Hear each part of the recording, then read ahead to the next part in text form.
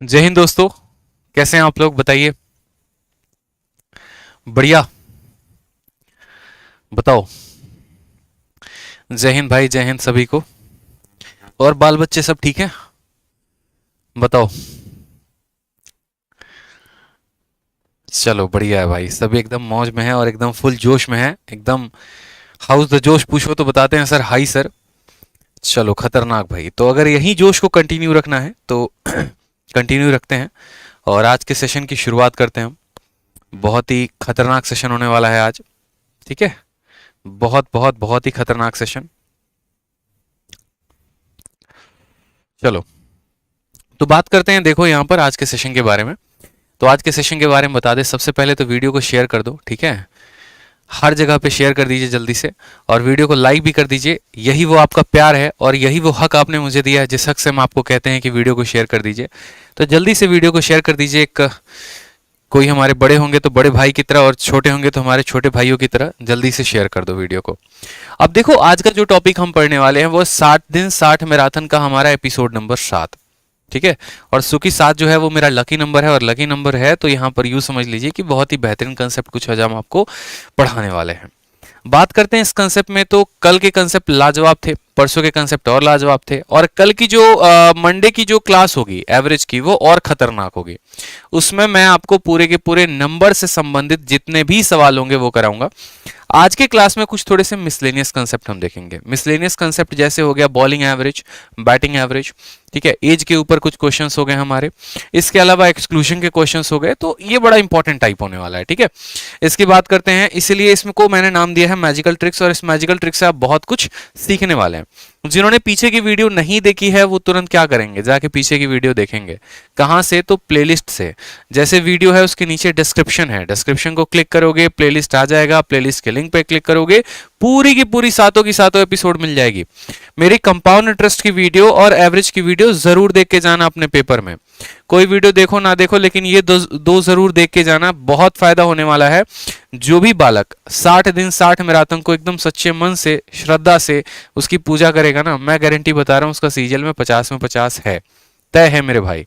ठीक है। क्योंकि आप रोज रात 8:30 बजे ना सिर्फ सीखते हैं बल्कि आप अपने आप को प्रिपेयर करते हैं उस जंग के लिए जिस जंग के लिए जो है 30 से 40 लाख लोग अपियर करते हैं और उसमें पार्टिसिपेट करते हैं और आपको पीछे करने की पूरी कोशिश करते हैं। आज थोड़ा सा पेपर से संबंधित कुछ बातें बता रहा हूं मैं आपको, फिर मैं थोड़ी देर में सेशन स्टार्ट करता हूं। बहुत इंपॉर्टेंट बात है। बच्चा पूछता है सर सिलेक्शन कैसे लें, ये बड़ा इंपॉर्टेंट है। एक बच्चा पूछ रहा था आज कि सर सिलेक्शन कैसे लें। ठीक है। गुरुकुल में भी आज इसी बात पे डिस्कशन हो रहा था बच्चों से सुबह में कि सर सिलेक्शन ले तो कैसे लें और बच्चे कितने हुए हैं। ठीक है। दिन हमारे पास कितने बचे हुए हैं जरा देखो। तो मैं अगर मोटा मोटी हिसाब लगाऊं तो फरवरी मार्च और अप्रैल में पेपर है, यानी अगर मानो हमारे पास 90 दिन है तो इस 90 दिन में सिलेक्शन कैसे लिया जाए। सबसे महत्वपूर्ण बात कि 90 दिन में सिलेक्शन कैसे लिया जाए। ठीक है, दिख रहा है ना, 90 डेज में सिलेक्शन कैसे ले, और ये आ जाता है लाइफ में अभी सबसे बड़ा क्वेश्चन मार्क। क्योंकि जैसे आप सीजीएल दोगे, सीजीएल चलेगा कम से कम 15-20 दिन, और 15-20 दिन के बाद जो है आपको सीजीएल के नोटिफिकेशन के तुरंत बाद, पेपर के तुरंत बाद जो है आपका सीएचएसएल का पेपर आ जाएगा। अब जब कहानी ऐसी होगी तो उस केस में आपके पास टोटल बचते हैं सिर्फ और सिर्फ ये 90 डेज। कुछ मुद्दे की बात हम आपको बताने वाले हैं। ठीक है।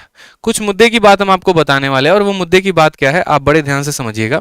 थोड़ी सी हो सकता है कि आपको बातें मेरी कड़वी लग जाएं, और हो सकता है थोड़ी सी बातें आपको जो है मीठी लग जाएं, लेकिन जो भी बात होगी वो सिर्फ सच्चाई के ऊपर होगा। जितनी भी लाइंस होगी वो सभी की सभी ट्रू लाइंस होगी, और ये ट्रू लाइंस में आपको थोड़ा सा फोकस करना है। ठीक है। जैसा कि मैं हमेशा कहता हूं कि पढ़ाई के साथ साथ इन सभी बातों का भी ध्यान रखना बहुत जरूरी है। देखो क्या होता है कि अक्सर जो है ना, अगर मानो कि एक तरीके से आप लोगों को एक लाइफ का मैं केस बताता हूँ, बड़ा सिंपल सा केस बताता हूँ। ठीक है। जैसे मानो कि ये अपने लाइफ की छोटी सी एक स्टोरी डिस्कस करता हूँ कि मैं था और मेरा एक रूममेट था जिसका नाम था आशीष। हम 12th में जब पढ़ाई किया करते थे तो आशीष की कहानी कुछ ऐसी होती थी ना कि उसको लग्जरी चीजें काफी ज्यादा पसंद होती थी। ठीक है। लग्जरी चीजों का मतलब क्या हो गया कि जैसे अगर मानो कि रोड पे वो चल रहा है, पोर्श की गाड़ी दिख गई, बीएमडब्ल्यू की गाड़ी दिख गई, तो आशीष हवा हवा एकदम हो जाएगा। ठीक है, हम फिटजी में गए थे एक दिन डेमो क्लास लेने कि भैया इंजीनियरिंग करेंगे, तो फिटजी में गए वहां पर पढ़ने। तो पता चला कि वो टीचर की पैंट देख रहा है, शर्ट देख रहा है कि किस ब्रांड की, अरे भाई देखना एलन सॉली का पैंट पहना उन्होंने, एरो की जीन्स पहनी है, इस तरीके से करके। मुझे इन चीजों से खास फर्क नहीं पड़ता था, लेकिन हाँ उसको बहुत ज्यादा फर्क पड़ता था। हमेशा वो ब्रांड के चक्कर में रहेगा, अरे मोबाइल देखो आईफोन है। तो मैंने एक चीज उसके लाइफ से नोटिस किया, मैंने एक नोटिस किया ना कि मुझे भी मतलब हमारे मेरे और उसके आसपास में ही वो चीजें मौजूद हैं, लेकिन उसी को वो चीजें क्यों दिखती हैं। ठीक है, तो फिर इसका आंसर मुझे जाकर मिला एक दिन जब मेरे साथ ऐसी घटना हुई। उदाहरण के तौर पे जैसे मानो कि मेरे मन में एक टाइम था कि यार ये जो गाड़ी है ना, मतलब फॉर्च्यूनर, ठीक है, बहुत अच्छी गाड़ी है और मैं बड़ा होऊंगा ना तो इस फॉर्च्यूनर को जरूर एक दिन मैं खरीदूंगा। तो अब क्या होता है कि जब मैं रोड पे निकलता हूं ना, तो रोड पे हजारों गाड़ियां चल रही होती हैं, पोर्श भी है, बीएमडब्ल्यू भी है, फॉर्च्यूनर भी है, स्कॉर्पियो भी है, इनोवा भी है, लेकिन मेरी आंखें सिर्फ और सिर्फ नोटिस करती हैं तो फॉर्च्यूनर को करती हैं। तो इसी तरीके से जब आप अपने सोसाइटी में निकलते हैं, जैसे मानो कि लड़कियां हैं, अगर उनको काफी चीजें फैशनेबल, कोई एक लड़की ऐसी है जिसको यार एक तरह की पर्टिकुलर जीन्स पसंद है, तो वो जब मार्केट में निकलेगी ना तो उसको उसी तरह के लड़कियों पर नजर होगा कि हाँ यार इसने ये वाली पहनी है, देखो कितना ट्रेंडिंग में है। कोई लड़का है अगर मानो उसको कैप पहनना पसंद है और मार्केट में निकला, सिर्फ 3 से 4 लोग ही मिले, लेकिन उसकी नजरों में ऐसा लगता है ना यार ये कैप बड़ा ट्रेंडिंग में है। जिसको मोबाइल का शौक है, मेट्रो में जा रहा है, बस में जा रहा है, दूसरे के हाथ में मोबाइल देख लिया तो लगेगा अरे यार ये मोबाइल मतलब सही है यार, यही चीजें चाहिए हमें। मतलब दुनिया में हमारे आसपास हर चीजें मौजूद हैं, लेकिन हमारी आंखें सिर्फ वही देख पाती हैं जो हमारा दिमाग चाहता है। ठीक है, अगर बात करेंगे, आप रोड पे निकलेंगे, आपको आईफोन भी दिखेगा, आपको जीन्स भी दिखेगा, आपको गाड़ी भी दिखेगी, आपको सब कुछ दिखेगा, लेकिन आप फेवर उसको ज्यादा देंगे जिसको आप ज्यादा पसंद करते हैं, और ये एक साइकोलॉजिकल फैक्ट है। तो यही कहानी कुछ हमारे साथ भी है। अब बात करते हैं अगर इस 90 दिनों में ना, तो ये 90 दिनों में अगर आप पूर्ण तरीके से अपने आप को एक योगी बनकर पूरा का पूरा सीजीएल के लिए डिवोट करेंगे तो शायद आपका सीजीएल हो भी जाए। ठीक है, लेकिन अगर मन में थोड़ा बहुत इधर उधर है कि थोड़ा सा उस एग्जाम की तैयारी कर लिए, थोड़ा सा उस एग्जाम की तैयारी कर लिए, थोड़ा सा इधर की बातें सुन लेते हैं, थोड़ा सा मूवी आया है भैया पुष्पा तो देख लेते हैं, झुकेगा नहीं साला, एकदम डायलॉग मारेंगे पूरा, तो इसे काम नहीं चलने वाला है। सीधी सी बात बोले, इसलिए मैंने कहा मेरी बात मीठी भी लग सकती है, मेरी बात कड़वी भी लग सकती है। तो जो इंपॉर्टेंट है वो क्या है, ये 90 डेज की स्ट्रैटेजी क्या है।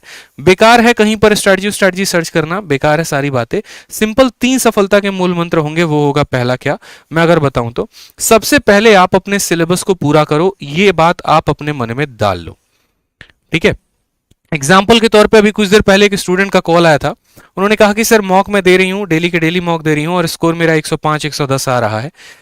पिछली बार की जब सीजीएल आया था ना तो वो बहुत ज्यादा डेडिकेटेड थी, बहुत ज्यादा डेडिकेटेड, और इतना डेडिकेशन मैंने किसी में नहीं देखा था जितना मैंने उस लड़की में देखा। कोई ऐसी क्लास नहीं थी जो मिस नहीं करती थी, चाहे वो यूट्यूब हो चाहे वो एप्लीकेशन हो। ठीक है, तो उसको लेवल जो मैंने देखा ना उस लड़की का, तो मैंने कहा कि देखो अमीशा, जो भी उनका नाम था, कि देखो आपका जो पेपर है वो हो जाएगा, कोई दिक्कत की बात नहीं है, कोई प्रॉब्लम की बात नहीं है, लेकिन मैं गारंटी कह रहा हूं कि आप ज्यादा से ज्यादा अभी कट ऑफ क्लियर कर पाओगे, और कट ऑफ क्लियर कर लिया तो हो सकता है कि आप आगे जाके मेंस में ड्रॉप आउट कर दिए जाओगे। एक पल के लिए उसको लगा कि यार सर कैसे इंसान है ये बताओ पहले, हैं लोग दुआ देते हैं कि बच्चों हम तुम्हारा सिलेक्शन होगा तथास्तु ये वो कह रहे हैं तुम प्री निकाल के मेंस में फेल हो जाओगी। ठीक है, तो मेरे कहने का पर्पस वो नहीं था कि आपका प्री हो जाएगा आपका मेंस नहीं होगा। असल में क्या होता है ना कि जो जिस रास्ते से गुजरा होता है उसको वहां की खाई और उसको वहां की ऊंचाई सब कुछ पता होती है। हम लोग ऐसे यहाँ पर नहीं आए, मैं यहाँ पर ऐसे नहीं आया हूं कि हाँ बस आया गया और भैया ठीक है आ गए यहाँ पे और ज्ञान दे रहे हैं फालतू का। हर वो पेपर क्वालिफाई किया है, हमें पता है ठीक है कि फेल भी आदमी कब होता है, पास भी कब होता है, रैंक भी लेकर कब आता है, सब चीजें सब कुछ पता है मुझे ये भी पता है किसी बच्चे को देख के मैं बता सकता हूं कि उसका सिलेक्शन कब होगा, कितने टाइम में होगा, कितने मंथ में होगा, जिस हिसाब से उसकी तैयारी है। बात करते करते सब कुछ पता लग जाता है। मैंने कहा कि देख लेना आपका इस बार का तो प्री मुश्किल है, लेकिन अगली बार अगर यही कंसिस्टेंसी लगी रही ना तो अगली बार के प्री तक आते आते आप अपने घर में एक बढ़िया सा गवर्नमेंट जॉब घर वालों को दे दोगे, ये मेरा पर्सनल गारंटी है आपको। ठीक है, रीजन क्या होता है दोस्त कि आप लोग हमेशा एक बात को जिया करो, अपने जिंदगी में डाल लिया करो कि आप बन रहे हो, सिंपल सा बात है, इंस्पेक्टर। आप यहां पर चपरासी नहीं बन रहे, आप सीजीएल से इंस्पेक्टर बन रहे हो, और अगर आप इंस्पेक्टर बन रहे हो ना तो आपको मेहनत भी उस तरीके का करना पड़ेगा इन 90 दिनों में। आपको मेहनत भी उस तरीके का करना पड़ेगा, आपको मैथ्स में भी उतने ही एफर्ट डालने पड़ेंगे, इंग्लिश में ही उतने ही एफर्ट डालना पड़ेगा, रीजनिंग में ही उतने ही एफर्ट डालने पड़ेंगे, जीएस में भी उतनी। आप क्या सोचोगे कि सर एक काम करो ना, बताइए ना सर कोई छोटा सा वीडियो जिससे ज्योमेट्री कंप्लीट हो जाए। सर जीके का हम क्विज लगा रहे हैं, घटना चक्र लगा रहे हैं, स्पीडी लगा रहे हैं, कुछ सवाल सही होते हैं, कुछ सवाल गलत होते हैं, सर सिलेक्शन तो हो जाएगा ना। आप मेरे भाई, मेरे दोस्त, मेरे प्यारे भाई, आप सिंपल बता दो, अगर मैं इतना करूं तो क्या मेरा सिलेक्शन हो जाएगा क्या? अगर मैं ही इतना करूं तो क्या मैं इंस्पेक्टर बन जाऊंगा? मैं भी उतना ही मेहनत करता हूं, आप भी उतना ही मेहनत करते हो, तो चलो एक काम करते हैं ना, दोनों इंस्पेक्टर बन जाते। कैसे पॉसिबल है यार? 12 लाख की भीड़ है, जो जेन्युइन क्राउड है ना, 3 से 4 लाख की जेन्युइन क्राउड है। आप यहां पर पहले इनको तो बीट करो जो सबसे ज्यादा महारथी हैं, और इनको बीट करने के लिए क्या होगा? उस लेवल की मेहनत करनी पड़ेगी। और उस लेवल की मेहनत सिर्फ मैथ में नहीं करनी पड़ेगी, हर सब्जेक्ट में उतना ही इनपुट डालना पड़ेगा, तो जाकर आप अपने आप को ढंग का प्रिपेयर कर पाएंगे, अपने आप को उस लेवल तक पहुंचा पाएंगे। और जिस दिन आप उस लेवल तक अपने आप पहुंचा लिए ना, फिर आप 30 डेज स्ट्रैटेजी, 60 डेज स्ट्रैटेजी नहीं ढूंढोगे, सीधा का सीधा आपके हाथ में सिलेक्शन ही आएगा। जेन्युइन चीजों पे काम करिए, उल्टी सीधी चीजों पे मत भागिए। ठीक है कि हम 10 दिन की स्ट्रैटेजी देख लेते हैं, 30 दिन की स्ट्रैटेजी देख लेते हैं, या ऐसे पढ़ लेते हैं। आपको डेडिकेटेड होना पड़ेगा। सर मैं आपको हर दिन पहले क्यों कहता हूं? सर मैं आपको 30 दिन पहले, ये 3 महीने पहले मैं आपको क्यों बात बता रहा हूं कि अगर अभी से भी आपकी जो तीसरी आंख है जो पीछे सो रही है, अगर अभी से भी वो जग जाती है, तो आप प्रॉपर तरीके से अपना शेड्यूल बना लेंगे, प्रॉपर तरीके से वोकैबुलरी पढ़ेंगे, प्रॉपर तरीके से ग्रामर की प्रैक्टिस करेंगे, प्रॉपर तरीके से मैथ्स के हर वो पॉइंट, हर वो फॉर्मूले पर आप काम करेंगे। आपका अगर एडवांस वीक है तो ऐसा नहीं है कि पेपर के 10 दिन पहले अलजेब्रा उठा रहे हैं, आप अभी से ही पढ़ना शुरू कर देंगे। तो हर उस मुद्दे पर काम करिए, बहुत जरूरी है आपके लिए। ठीक है, बहुत ज्यादा जरूरी है। आपको 3 मंत्र पर काम करना है। सबसे पहले तो आपको अपने सिलेबस पर ध्यान देना है। ठीक है, आप एक काम करो, सबसे बढ़िया बात बता रहा हूं, ठीक है, सबसे बढ़िया बात जो आपको कोई नहीं बताएगा, आप एक अपना पन्ना लो, एक ऐसा पेपर लो, जो मैं हमेशा करता था। ठीक है, जो पर्सनली मेरा अपना प्लान होता था। मैंने यहां पर क्या किया कि मैंने यहां पर 90 डेज का प्लान लिख दिया, और ये 90 डेज के प्लान में मैंने क्या मेंशन कर दिया, ये 90 डेज के प्लान में मैंने पॉइंट नंबर 1 मेंशन कर दिया कि भाई मुझे मैथ में फलाना फलाना फलाना फलाना टॉपिक्स खत्म करने हैं, ये मेरे टॉपिक्स हो जाएंगे, और यहां पर ये मेरी बुक लिस्ट हो जाएगी। ठीक है, और साथ में मैं उसको एक टाइम भी दे देता था कि एवरेज, ऑन एन एवरेज मुझे 5 दिन के अंदर, 10 दिन के अंदर मुझे एक चैप्टर को खत्म कर देना है। उसी तरीके से इंग्लिश में भी हम अपना टाइम लिस्ट बना लेते हैं कि इंग्लिश में मुझे जो है यहां पर ग्रामर हो गया, वोकैब हो गया, इस तरीके से मुझे सभी चीजों को खत्म करना है। ठीक है, ग्रामर में मुझे यहां पर ये 8 टॉपिक हैं, बस मुझे इन्हीं के ऊपर मेहनत करनी है। और वोकैबुलरी में सिर्फ एक बुक है, मानो नीतू सिंह हो गई तो नीतू सिंह हो गई, ऑनलाइन मेंटर हो गया तो ऑनलाइन मेंटर हो गया, जो भी हो गया, मुझे यहां पर इनको खत्म करना है। जीएस में मेरे माइंड में हमेशा फिक्स होता था कि अगर मैं ऑब्जेक्टिव के सहारे रहूंगा तो एक दिन गंदा फंसने वाला हूं। ठीक है, तो मैं कभी ऑब्जेक्टिव का सहारा लेता ही नहीं था। हमेशा मेरे मन में ये होता था कि एक काम करो, सबसे पहले जीएस के लिए तुम सब्जेक्टिव पढ़ लो, सब्जेक्टिव एक बार गो थ्रू हो जाओ। कहां से हो जाओ? तो लूसेंट सबसे बढ़िया किताब है, वहां से हो जाओ। कोई और किताब है तो तुम वहां से हो जाओ सब्जेक्टिव, और उसके बाद वहां पर बैठ के तब ऑब्जेक्टिव लगा लो, यानी सब्जेक्टिव और ऑब्जेक्टिव। इसके अलावा कुछ छोटे छोटे पर्चे भी बना लेता था मैं। पर्चे जानते हो? वो पर्चे नहीं जो एग्जाम में चीट करने के लिए लिए जाते थे। पर्चे का मतलब ऐसे हो गया, जैसे फेमस दर्रे हो गए, फेमस पहाड़ हो गया, फेमस आपका पार्क हो गया, ठीक है, आपके बांध हो गए, ठीक है, भारत में पहला पुरुष हो गया, इस तरीके से कुछ स्लोगन्स हो गए, नारेज हो गए, इनके पर्चे बना लिए थे। कहीं कहीं से प्रिंट आउट निकलवा लिए थे जाके किसी किसी वेबसाइट से, जैसे ग्रेड अप हो गया, वहां पर सबसे ज्यादा दिया होता है। ये पर्चे बनाने के बाद, ठीक है, तब इनको प्रॉपर तरीके से रिवाइज करना। मतलब अगर मैं इस पे हमला कर रहा हूं ना, तो एक दिशा से नहीं, टोटल मिलाकर 3-4 दिशा से हमला होती थी मेरी। ठीक है, एक मेरा हो जाता था कि इसके मिसलेनियस पे अटैक करूंगा, दूसरा मेरा ये हो जाता था इसके ऑब्जेक्टिव पर अटैक मारना है, तीसरा मेरा ये हो जाता था यहां पर कि करंट अफेयर पर भी जोड़ देना है। ठीक है, इस तरीके से हमला होगा। फिर उसके बाद हम आते थे रीजनिंग पे। अब रीजनिंग में क्या होता है, एक बच्चा जो है वो जीवन में इस बात के मिथ पे जीता है, भाई का तो तेरा रीजनिंग कंप्लीट है, ठीक है, मेरा तो रीजनिंग बहुत अच्छा है, 50 में 50 तो आ ही जाएंगे। और यकीन मानो उस भाई को भी ये पिछले साल पता नहीं उसकी आंखें कब देखी होंगी, स्कोर 50/50 नहीं आता दोस्त। जिंदा आदमी इस उम्मीद में रहता है कि रीजनिंग अच्छा है और रीजनिंग में 50 में 50 आ जाएगा, बट नहीं आता है। क्यों नहीं आता है? क्योंकि देखो, अगर कोई चीज नहीं आती है ना, तो गुरूर नहीं करना उस चीज का। ठीक है, घमंड नहीं करना है कि रीजनिंग आती है। हो सकता है कभी आप किसी दिन में उस घमंड के लपेटे में आ जाओ, उससे बढ़िया ये है कि आप उसको कॉन्स्टेंटली मेहनत करते रहो। करना दोस्त, एटीट्यूड जरूर दिखाना, गुरूर जरूर दिखाना, लेकिन जिस दिन हाथ में ज्वाइनिंग होगी उस दिन दिखाना, उस दिन शोभा भी देगा। अभी तो आपकी सीखने की उम्र है। अभी एक काम क्या करो कि रीजनिंग में जैसे मानो अगर कोई टॉपिक नहीं आता, आप उसको पूरा का पूरा पढ़ो प्रॉपर तरीके से, और अगर नहीं आता तो प्रैक्टिस करो। ज्यादा से ज्यादा मेरा मानना है कि अभी प्रैक्टिस के ऊपर जोर दो, उन सवालों के ऊपर जो सबसे ज्यादा कैलकुलेटिव है, ठीक है, जो नए पैटर्न के ऊपर पूछे गए हैं। कहीं से भी प्रैक्टिस करते हो, रीजनिंग की जो बुक है हमारी विक्रमजीत सर की, आप उससे प्रैक्टिस कर सकते हो, बहुत जबरदस्त बुक उन्होंने बना रखी है, ठीक है। तो इस तरीके से आप यहां पर पूरा पे एक प्रॉपर 90 डेज का प्लान बना लो। उस 90 डेज के प्लान में आप हर सब्जेक्ट को टारगेट कर रहे हो, आप वोकैब को भी टारगेट कर रहे हो, आप करंट अफेयर को भी टारगेट कर रहे हो, आप रीजनिंग को टारगेट कर रहे हो, मैथ को कर रहे हो, इंग्लिश को कर रहे हो। तो इस तरीके से एक 90 डेज प्लान अपने आपने कॉपी में बना लिया, सारी बातें आपने नोट डाउन कर ली। उसके बाद क्या होता था, मैं यहां पर डेज के प्लान बनाता था कि डेज में जैसे मानो 1 हो गया, 2 हो गया, 3 हो गया, 4 हो गया, इस तरीके से करके पूरे 90 दिन का प्लान बना लिया। जैसे जैसे मेरा दिन बीतता था ना, मैं उसको ऐसे काटना शुरू करूंगा, अरे यार इतने दिन बीत गए, इतने दिन बीत गए, इतने दिन बीत गए। वो क्या होता है, एक साइकोलॉजिकल प्रेशर बनाता है माइंड के ऊपर, और हमें बार बार एक रिमाइंडर देते रहता है कि देखो इतने ही दिन बच गए हैं, अब नहीं पढ़ोगे तो कब पढ़ोगे, इतने ही दिन बच गए, अब नहीं पढ़ोगे तो कब पढ़ोगे। क्योंकि आज का समय ऐसा है ना, बेशक कोई कितना कह ले कि यार मैं अपने आप में बहुत महान हूं, या फिर एक तरीके से मुझे किसी की गाइडेंस की जरूरत नहीं है, बेशक आपको किसी की गाइडेंस की जरूरत नहीं है, मैं आपकी 100 बातें एग्री करता हूं, लेकिन हाँ आज के टाइम में आपको अपने आप पे ही प्रेशर डालने की बहुत जरूरत है। और वो जरूरत करता है आपका ये टाइमर, वो जरूरत करता है आपका ये शेड्यूल। जब आपके सामने लिखा हुआ होगा ना पन्ने के ऊपर इतनी चीजें पढ़नी है, तो दिमाग को लोड पड़ेगा भाई, आंखों से दिखेगा, अरे तेरे को तो इतना कवर करना है पेपर के पहले, और तू 4 टॉपिक किए बैठा है, तेरे पास तो सिर्फ 90 दिन है, 20 दिन निकल गए, बचे 70 दिन, अब नहीं करेगा तो कब करेगा। तो ये डेली का डेली एक प्रेशर क्रिएट करते रहेगा आपके ऊपर। उस प्रेशर में शायद हो सकता है थोड़ा बहुत आप पढ़ाई कर भी लो, ठीक है, हो सकता है उस प्रेशर में आप एक पल के लिए ये भी सोच लो यार आज है ना 2 चीजें मेरे सामने हैं, या तो एक मैं बैठ के 3 घंटे की मूवी देख लूं या वेब सीरीज देख लूं, या फिर हो सकता है कि मैं 3 घंटे में एक टॉपिक कंप्लीट कर लूं। अगर टॉपिक कंप्लीट हो गया तो यहां से उसको कट मार देंगे, और मूवी कंप्लीट हो गया तो यहां पर उसको कट मारने का कोई भी जगह नहीं है।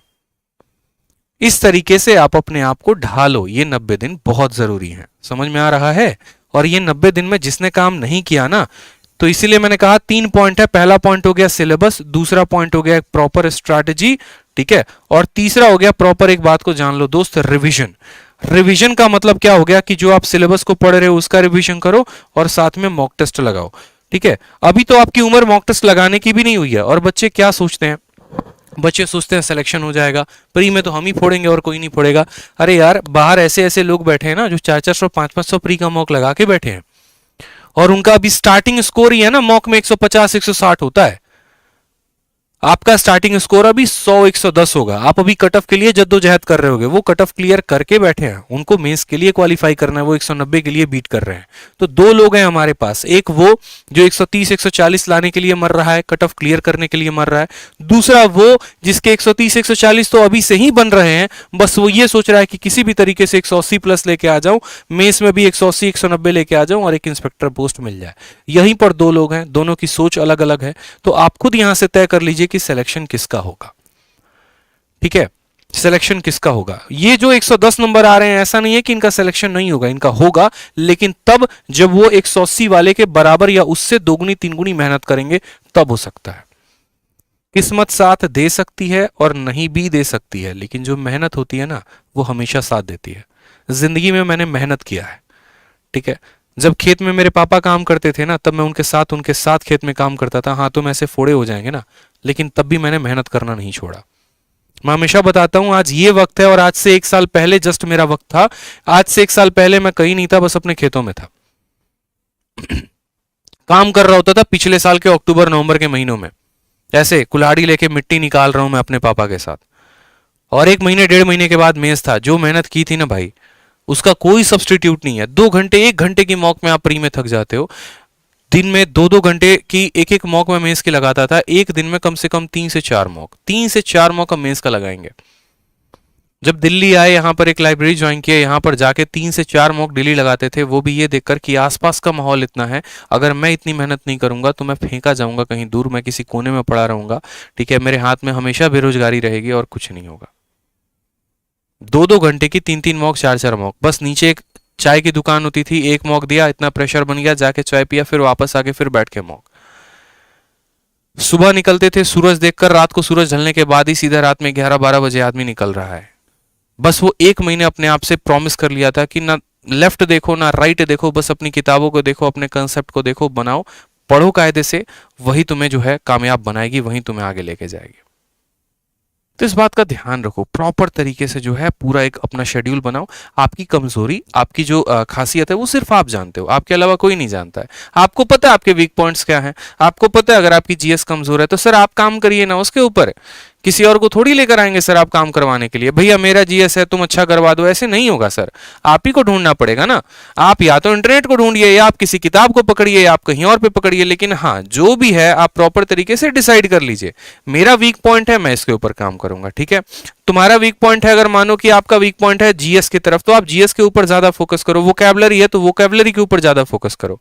हर जगह अपने आप में अच्छा है, हर जगह अपने आप में बहुत बेहतरीन है। आप अपने घर से भी पढ़ाई कर सकते हैं, बाहर से भी पढ़ाई कर सकते हैं, कहीं से भी आप पढ़ाई कर सकते हैं, कोई परेशानी की बात नहीं, लेकिन बस पढ़ाई आपको करना है। ठीक है, कुछ सोशल डिस्ट्रैक्शंस हो जाते हैं जिसके ऊपर थोड़ा काम करो। अगर किसी चीज पे लगता है कि समय ज्यादा जा रहा है तो अपना प्रॉपर एक शेड्यूल बना लो कि इसको बस इतना ही लिमिटेड टाइम एक देना है, इससे ज्यादा नहीं।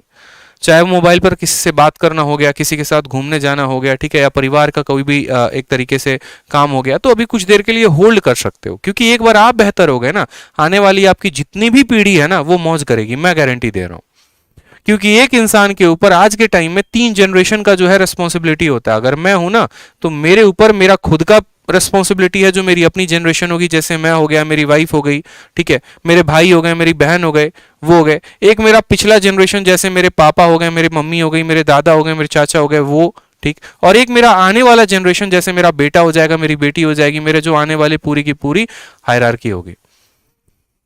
बेशक मैं बहुत अच्छे स्कूल से नहीं पढ़ा, मैं एक बात ये मानकर चलता हूं। अब पल के लिए हम कहते हैं ना कि यार मेरे पापा में समर्थ उतना नहीं था कि वो मुझे इतना पढ़ा पाए, ठीक है, उनके अंदर समर्थ नहीं था। मेरे पापा ने तो खैर पढ़ाया, बहुत पढ़ाया, अपनी रोजी रोटी मारकर मुझे पढ़ाया, इस बात के लिए मैं उनको हमेशा शुक्रगुजार हूं।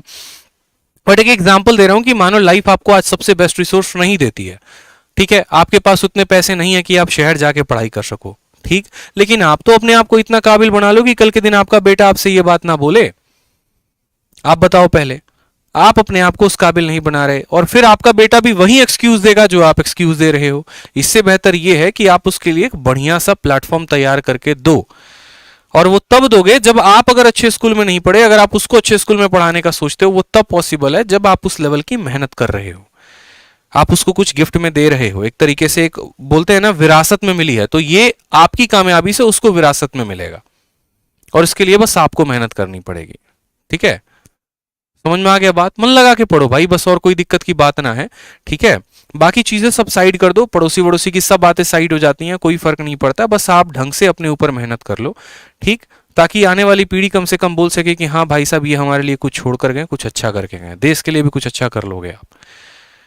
ठीक, और छोटी छोटी चीजें हैं ना, छोटी छोटी चीजें पे आप काम करो यार। मैं आज यही बात हो रही थी मेरी अनिल सर से कि एक वो दिन था कि सर जब यहाँ पर व्हाइट बोर्ड लगा होता था, डिजिटल बोर्ड नहीं था सर, व्हाइट बोर्ड था, मार्कर से आते थे, पढ़ाते थे, 5 बच्चे 10 बच्चे लाइव देखा करते थे, 20 बच्चे लाइव देखा करते थे। सर हमने तो शुरुआत वहां से की है, हमें तो सर डूबने का डर ही नहीं है, क्योंकि हमने तो शुरुआत ही 0 से की है।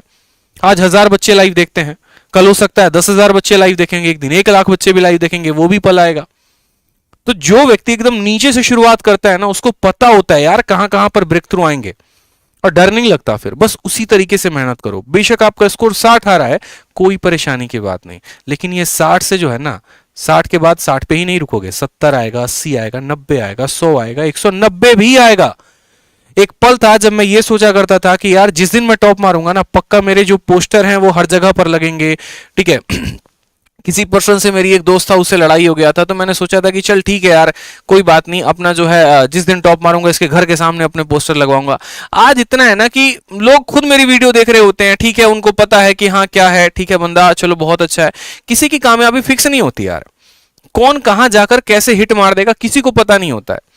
बस मेहनत करते रहिए, भगवान देख रहे हैं आपकी मेहनत को, और वो जरूर आपको सफल इंसान बनाएंगे, बहुत अच्छा बनाएंगे। ये मैं मानता हूं, इस बात को मैं यकीन करता हूं, मैं इस बात पे, ठीक है, इस पे मैंने बिलीव किया। बस मेहनत का कोई भी तोड़ नहीं है, जब मैं 6 क्लास में था ना, तो 6 क्लास में मेरा स्कोर सबसे डाउन आता था, सबसे ज्यादा डाउन। ठीक है, मुझे मतलब एक तरीके से ऐसा हो गया था ना कि अपने आप में बहुत बेकार सा फील होना शुरू हो गया था। बाकी लोगों के स्कोर आ रहे हैं, टीचर भी मुझे उस तरीके से देख रहा है, मैं कितना भी बढ़िया प्रेजेंटेशन लेकर क्यों ना चला जाऊं अपने स्कूल में, एक टॉपर है उसका नाम पढ़ते उसको 10 में 10 दे दिया जाएगा और मेरा प्रेजेंटेशन को ऐसे फेंक देगा जैसे लागो कि पता नहीं क्या उसमें कीड़े पड़े हुए हैं। बस उस पल की खुन्नस इतनी थी ना कि यार बस अब तो लाइफ में कुछ अच्छा करना है, कुछ भी हो लेकिन अच्छा करना है। जिस दिन जिंदगी में मौका मिल गया ना, तो सबको जवाब देके दिखा दूंगा मैं। मौका मिला, दिल्ली आए, दिल्ली आकर तैयारी की, ढंग से तैयारी की। बहुत अच्छे अच्छे गुरुओं का मेरे ऊपर हाथ रहा, विक्रमजीत सर का हाथ रहा, एक राम सर उनका हाथ रहा, एक अनुराग सर उनका हाथ रहा, सबका आशीर्वाद रहा मेरे ऊपर। उस तरीके से जिंदगी में मेहनत करता चला गया, सभी का प्यार मिलता गया, सपोर्ट मिलता गया, और आज आपके सामने है कि जो लोग जो मेरे से काफी ऊपर थे, ज्यादा से ज्यादा उन लोगों ने इंजीनियरिंग की, ज्यादा से ज्यादा उनको आईआईटी मिली, बीआईटी मिली, एनआईटी मिली। पैकेज उनकी है महीने की 60,000 70,000, और उतना कभी कभी ऐसा होता है कि एक दिन एक हफ्ते में आ जाते हैं अपने पास, तो उसकी दिक्कत नहीं है। तो बस ये है, मैं कहना चाहता हूं कि जिंदगी में आपकी कामयाबी सर कहीं फिक्स नहीं है कि आप कहां जाएंगे। मेहनत करते रहिए, तोड़ आएगा।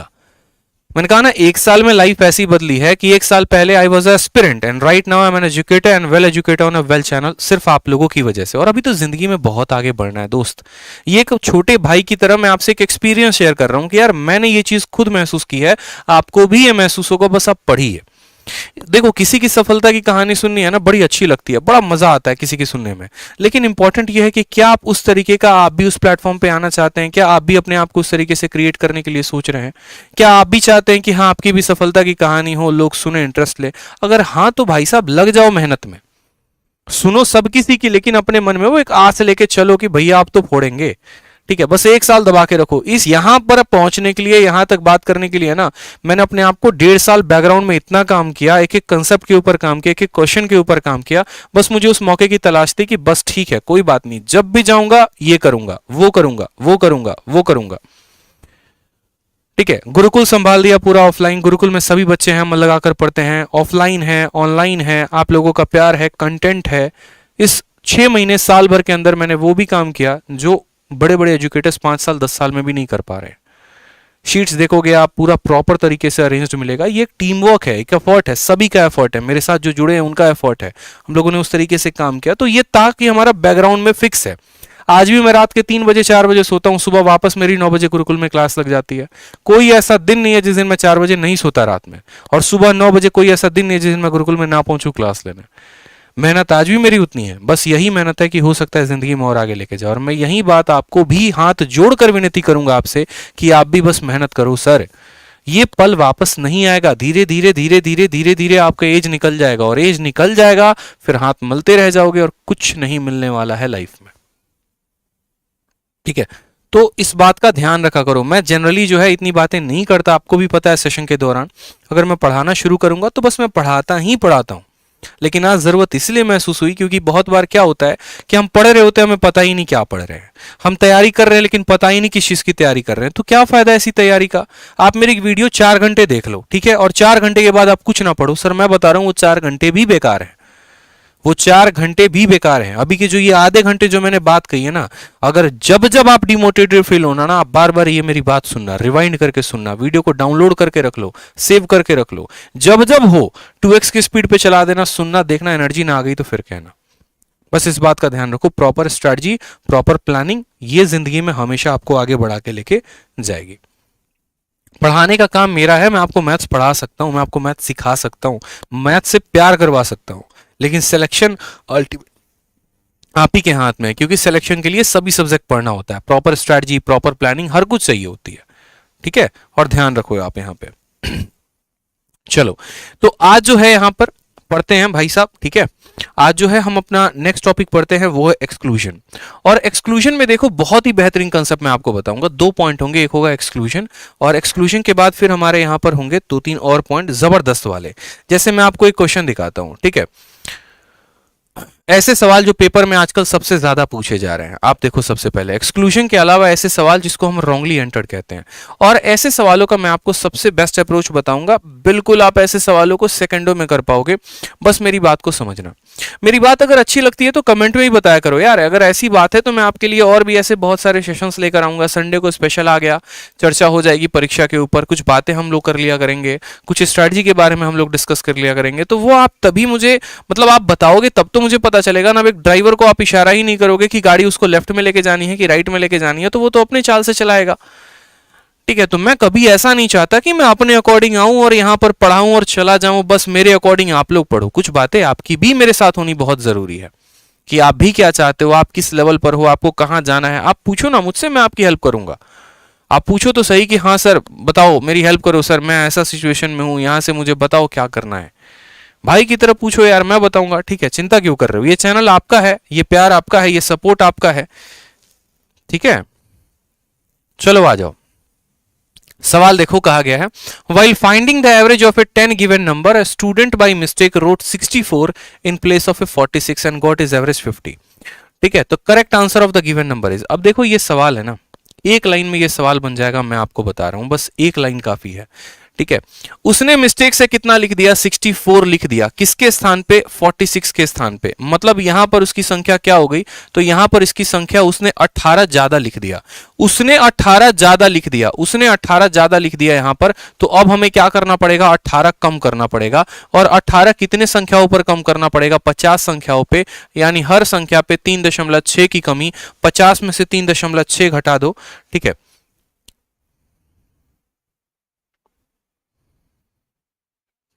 सही है। यहां पर देखो, यहां पे 18 दूनी 36 आ जाएगा ना। यहाँ पे देखो 10 गिवन नंबर है यहाँ पे, एक मिनट 1.8 यहाँ पर ये 10 संख्याओं पर है, तो यहाँ पर 1.8 की कमी आ जाएगी। और 1.8 किस में से घटा दो, 50 में से 1.8 घटा दो, 48.2 हमारा आंसर आएगा। 48.2 आंसर आएगा। लेकिन इसके पीछे का लॉजिक मैंने अगर एक सेकंड में किया इस सवाल को, तो मैंने कैसे किया, उसके पीछे का लॉजिक आपको समझना पड़ेगा। तो सबसे पहले आप इस सवाल को बेसिक के माध्यम से समझिए कि बेसिक से आप इस सवाल को कैसे हल करेंगे। आप बोलेंगे सर देखिए हमारे पास कितनी संख्याएं हैं, 10 संख्याएं हैं। उस 10 संख्या में से कहानी यह हुई है कि किसी एक संख्या को हमने गलती से 64 लिख दिया है, और उसको लिखना कितना था, तो 46 हमें लिखना था। और इसके चलते हमारा गलत एवरेज 50 आ गया, तो हमारा सही जो औसत होगा वो कितना होगा। हम बोलेंगे सर बहुत आसान काम है, कोई दिक्कत की बात नहीं है। पहले तो आप ये बताओ कि आपके पास जो टोटल संख्या थी वो कितनी थी। जैसे कहने का मतलब आपका औसत 50 है और आपके पास संख्या कितनी है, 10 है। तो आप बोलोगे सर 50 इंटू 10 टोटल नंबर कितना हो जाएगा, तो बोलोगे सर टोटल नंबर हमारा 500 हो जाएगा। 50 इंटू 10 टोटल नंबर कितना हो जाएगा, 500 हो जाएगा। इस 500 में से क्या करना है, जो गलत संख्या है उसको निकाल देना है। तो आपको क्या करना है, 64 इसमें से निकाल देना है। ठीक है, और उसके बाद क्या करना है, जो सही संख्या है उसको ऐड कर देना है, यानी 46 वाले को ऐड कर देना है। ठीक है, और भाग कर देना है कितना, जितनी संख्याएं हैं यहां पर, कितनी संख्या है, टोटल 10 संख्या है, तो आपको इससे 10 से भाग कर देना है। तो आप इसको 10 से भाग कर दो। अब आप देखो यहां 500 का 500 है यहां पे। ठीक है, 64 और 46 इन दोनों का जो अंतर आएगा वो कितना आएगा, तो 18 आएगा। तो यहां पर बोलेंगे सर इसको 10 से भाग करो। 500 को 10 से भाग करोगे तो 50 आ जाएगा, और 18 को 10 से भाग करोगे 1.8 आ जाएगा। 50 में से 1.8 गया तो 48.2 आ जाएगा। लेकिन ये तो हो गया सवाल को बेसिक से करने का तरीका। सर ये सवाल को हो गया बेसिक से करने का तरीका। हम आपको एक लाइन वाला अप्रोच बताएंगे अभी इस सवाल में, कि अगर आप परीक्षा दे रहे होते तो आप उसमें एक लाइन का अप्रोच कैसे लगाते और आप सवालों को सेकंडों में कैसे बनाते। क्योंकि ये सवाल जो है ये आपके सीजीएल के प्री का क्वेश्चन है, जो आपके 2020 में पूछा गया सवाल है। अब अगर ये 2020 में पूछा गया तो इसको थोड़ा सम्मान देना है, प्यार देना है। ठीक है, और प्यार देना है तो कैसे देंगे, तो आप बोलेंगे देखो क्या होता है, आप ऐसे समझो कि मानो कि यहां पर मेरे संख्याओं का कुछ मेरा औसत है। मान लीजिए कि हमारा औसत 50 है। क्या होता है कि इसमें जो है मेरे पास ऑलरेडी एक गलत संख्या और एक सही संख्या लाना है। तो कभी भी क्या होता है कि आपको क्या होता है, गलत संख्या को निकाल देना होता है और सही संख्या को डाल देना होता है औसत के अंदर। यानी हम यहां पर कहेंगे कि हमको 64 को निकाल देना है और उसके जगह पे कितना ऐड करना है, तो 46 ऐड करना है। ठीक, यहां पर जो भी परिवर्तन आएगा ये पूरा का पूरा कितने लोगों में बंट जाएगा, तो 10 लोगों में बंट जाएगा। तो 46 और 64 का अंतर होता है 18, माइनस 18 को 10 से भाग करेंगे, यानी औसतन अब हर किसी पर 1.8 की कमी आ जाएगी।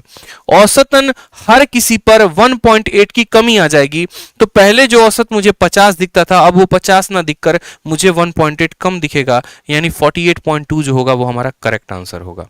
ठीक है, आ जाओ। अगला सवाल सेम तरीके से देखो, एमटीएस में पूछा गया सवाल है, कहा गया कि 38 बच्चों का औसत 42 किलो है। 38 बच्चों का औसत 42 किलो है। एक जो डेटा है वो 46 था, it was misread as 26 kg in one of the reading. जिसका मान 46 किलो था उसको गलती से हमने 26 किलो पढ़ लिया था। तो बोला गया करेक्ट एवरेज बता दीजिए एक दशमलव के स्थान पे। देखो 38 छात्रों का औसत वजन 42 किलोग्राम है। यह पाया गया है कि 46 किलोग्राम को भूलवंश 26 किलोग्राम पढ़ लिया गया। अब जिस संख्या को आप जो है, ठीक है,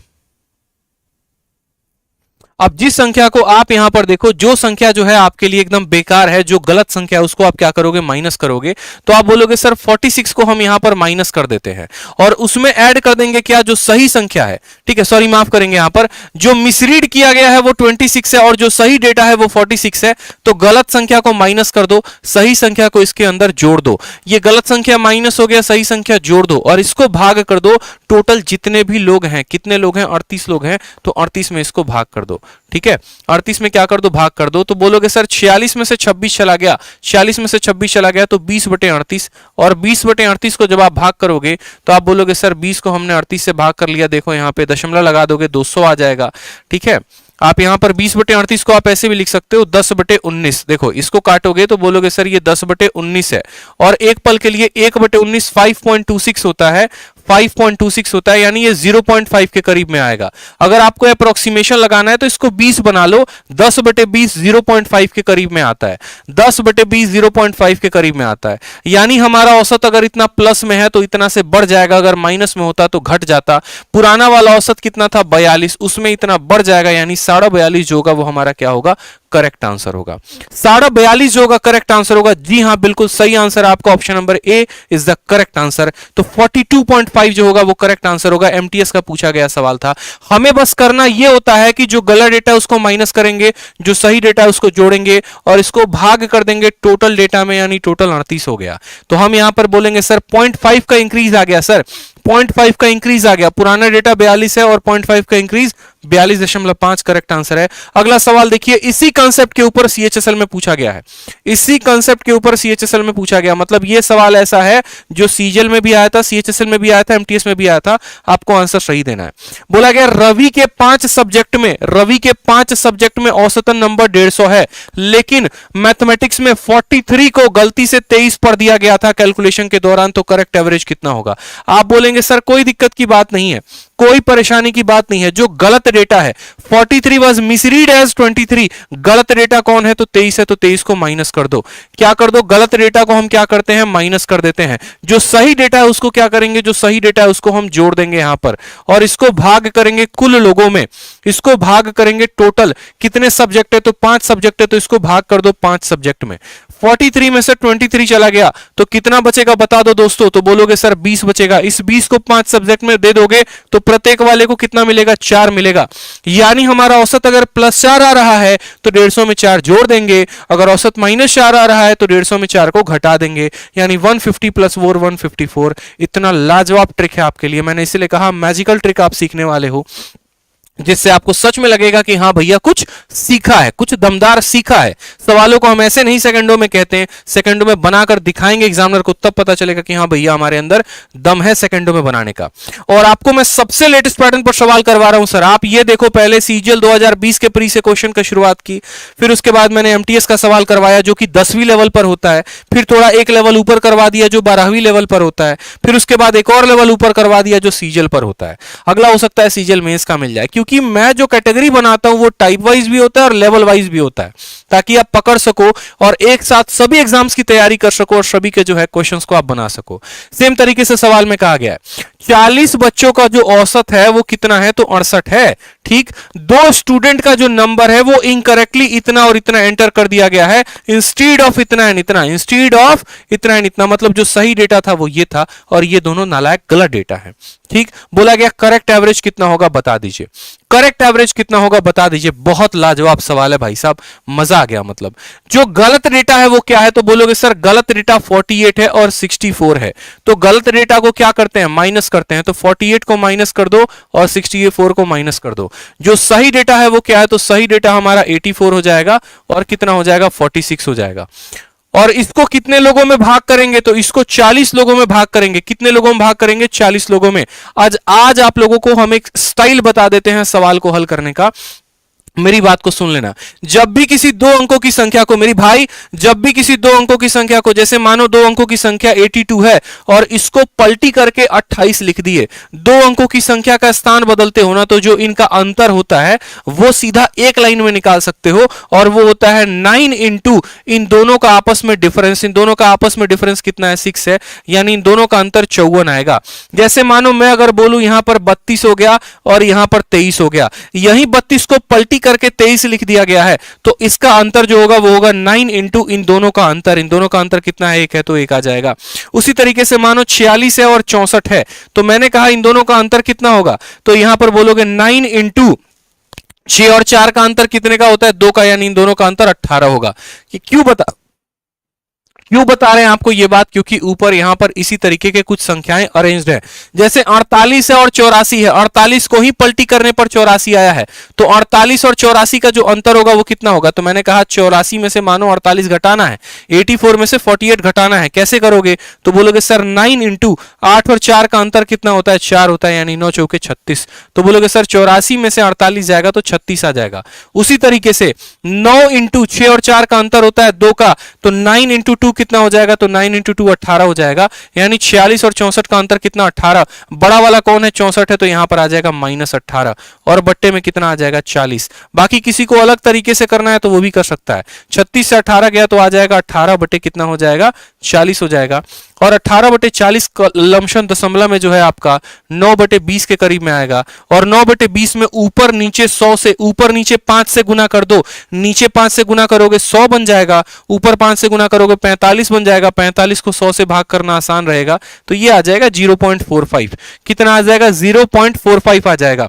यानी हम बोलेंगे कि जो हमारा औसत है वो हमारा औसत इतने से बढ़ जाएगा। अगर ये डेटा प्लस में है तो औसत 68 से इतना बढ़ जाएगा, अगर ये डेटा माइनस में है तो इतना घट जाएगा। पुराना औसत कितना था, 68 था, उसमें इतने की वैल्यू बढ़ गई, यानी 68.45 हो गया। तो असल में हम कर क्या रहे हैं, असल में हम ये कहना चाह रहे हैं कि देखो हम पुराने औसत को बिल्कुल भी नहीं छेड़ेंगे, वो 68 था तो वो 68 रहेगा, ठीक है। बस हम ये देखते हैं कि नंबरों को बदलने के चलते औसत में क्या प्रभाव पड़ेगा।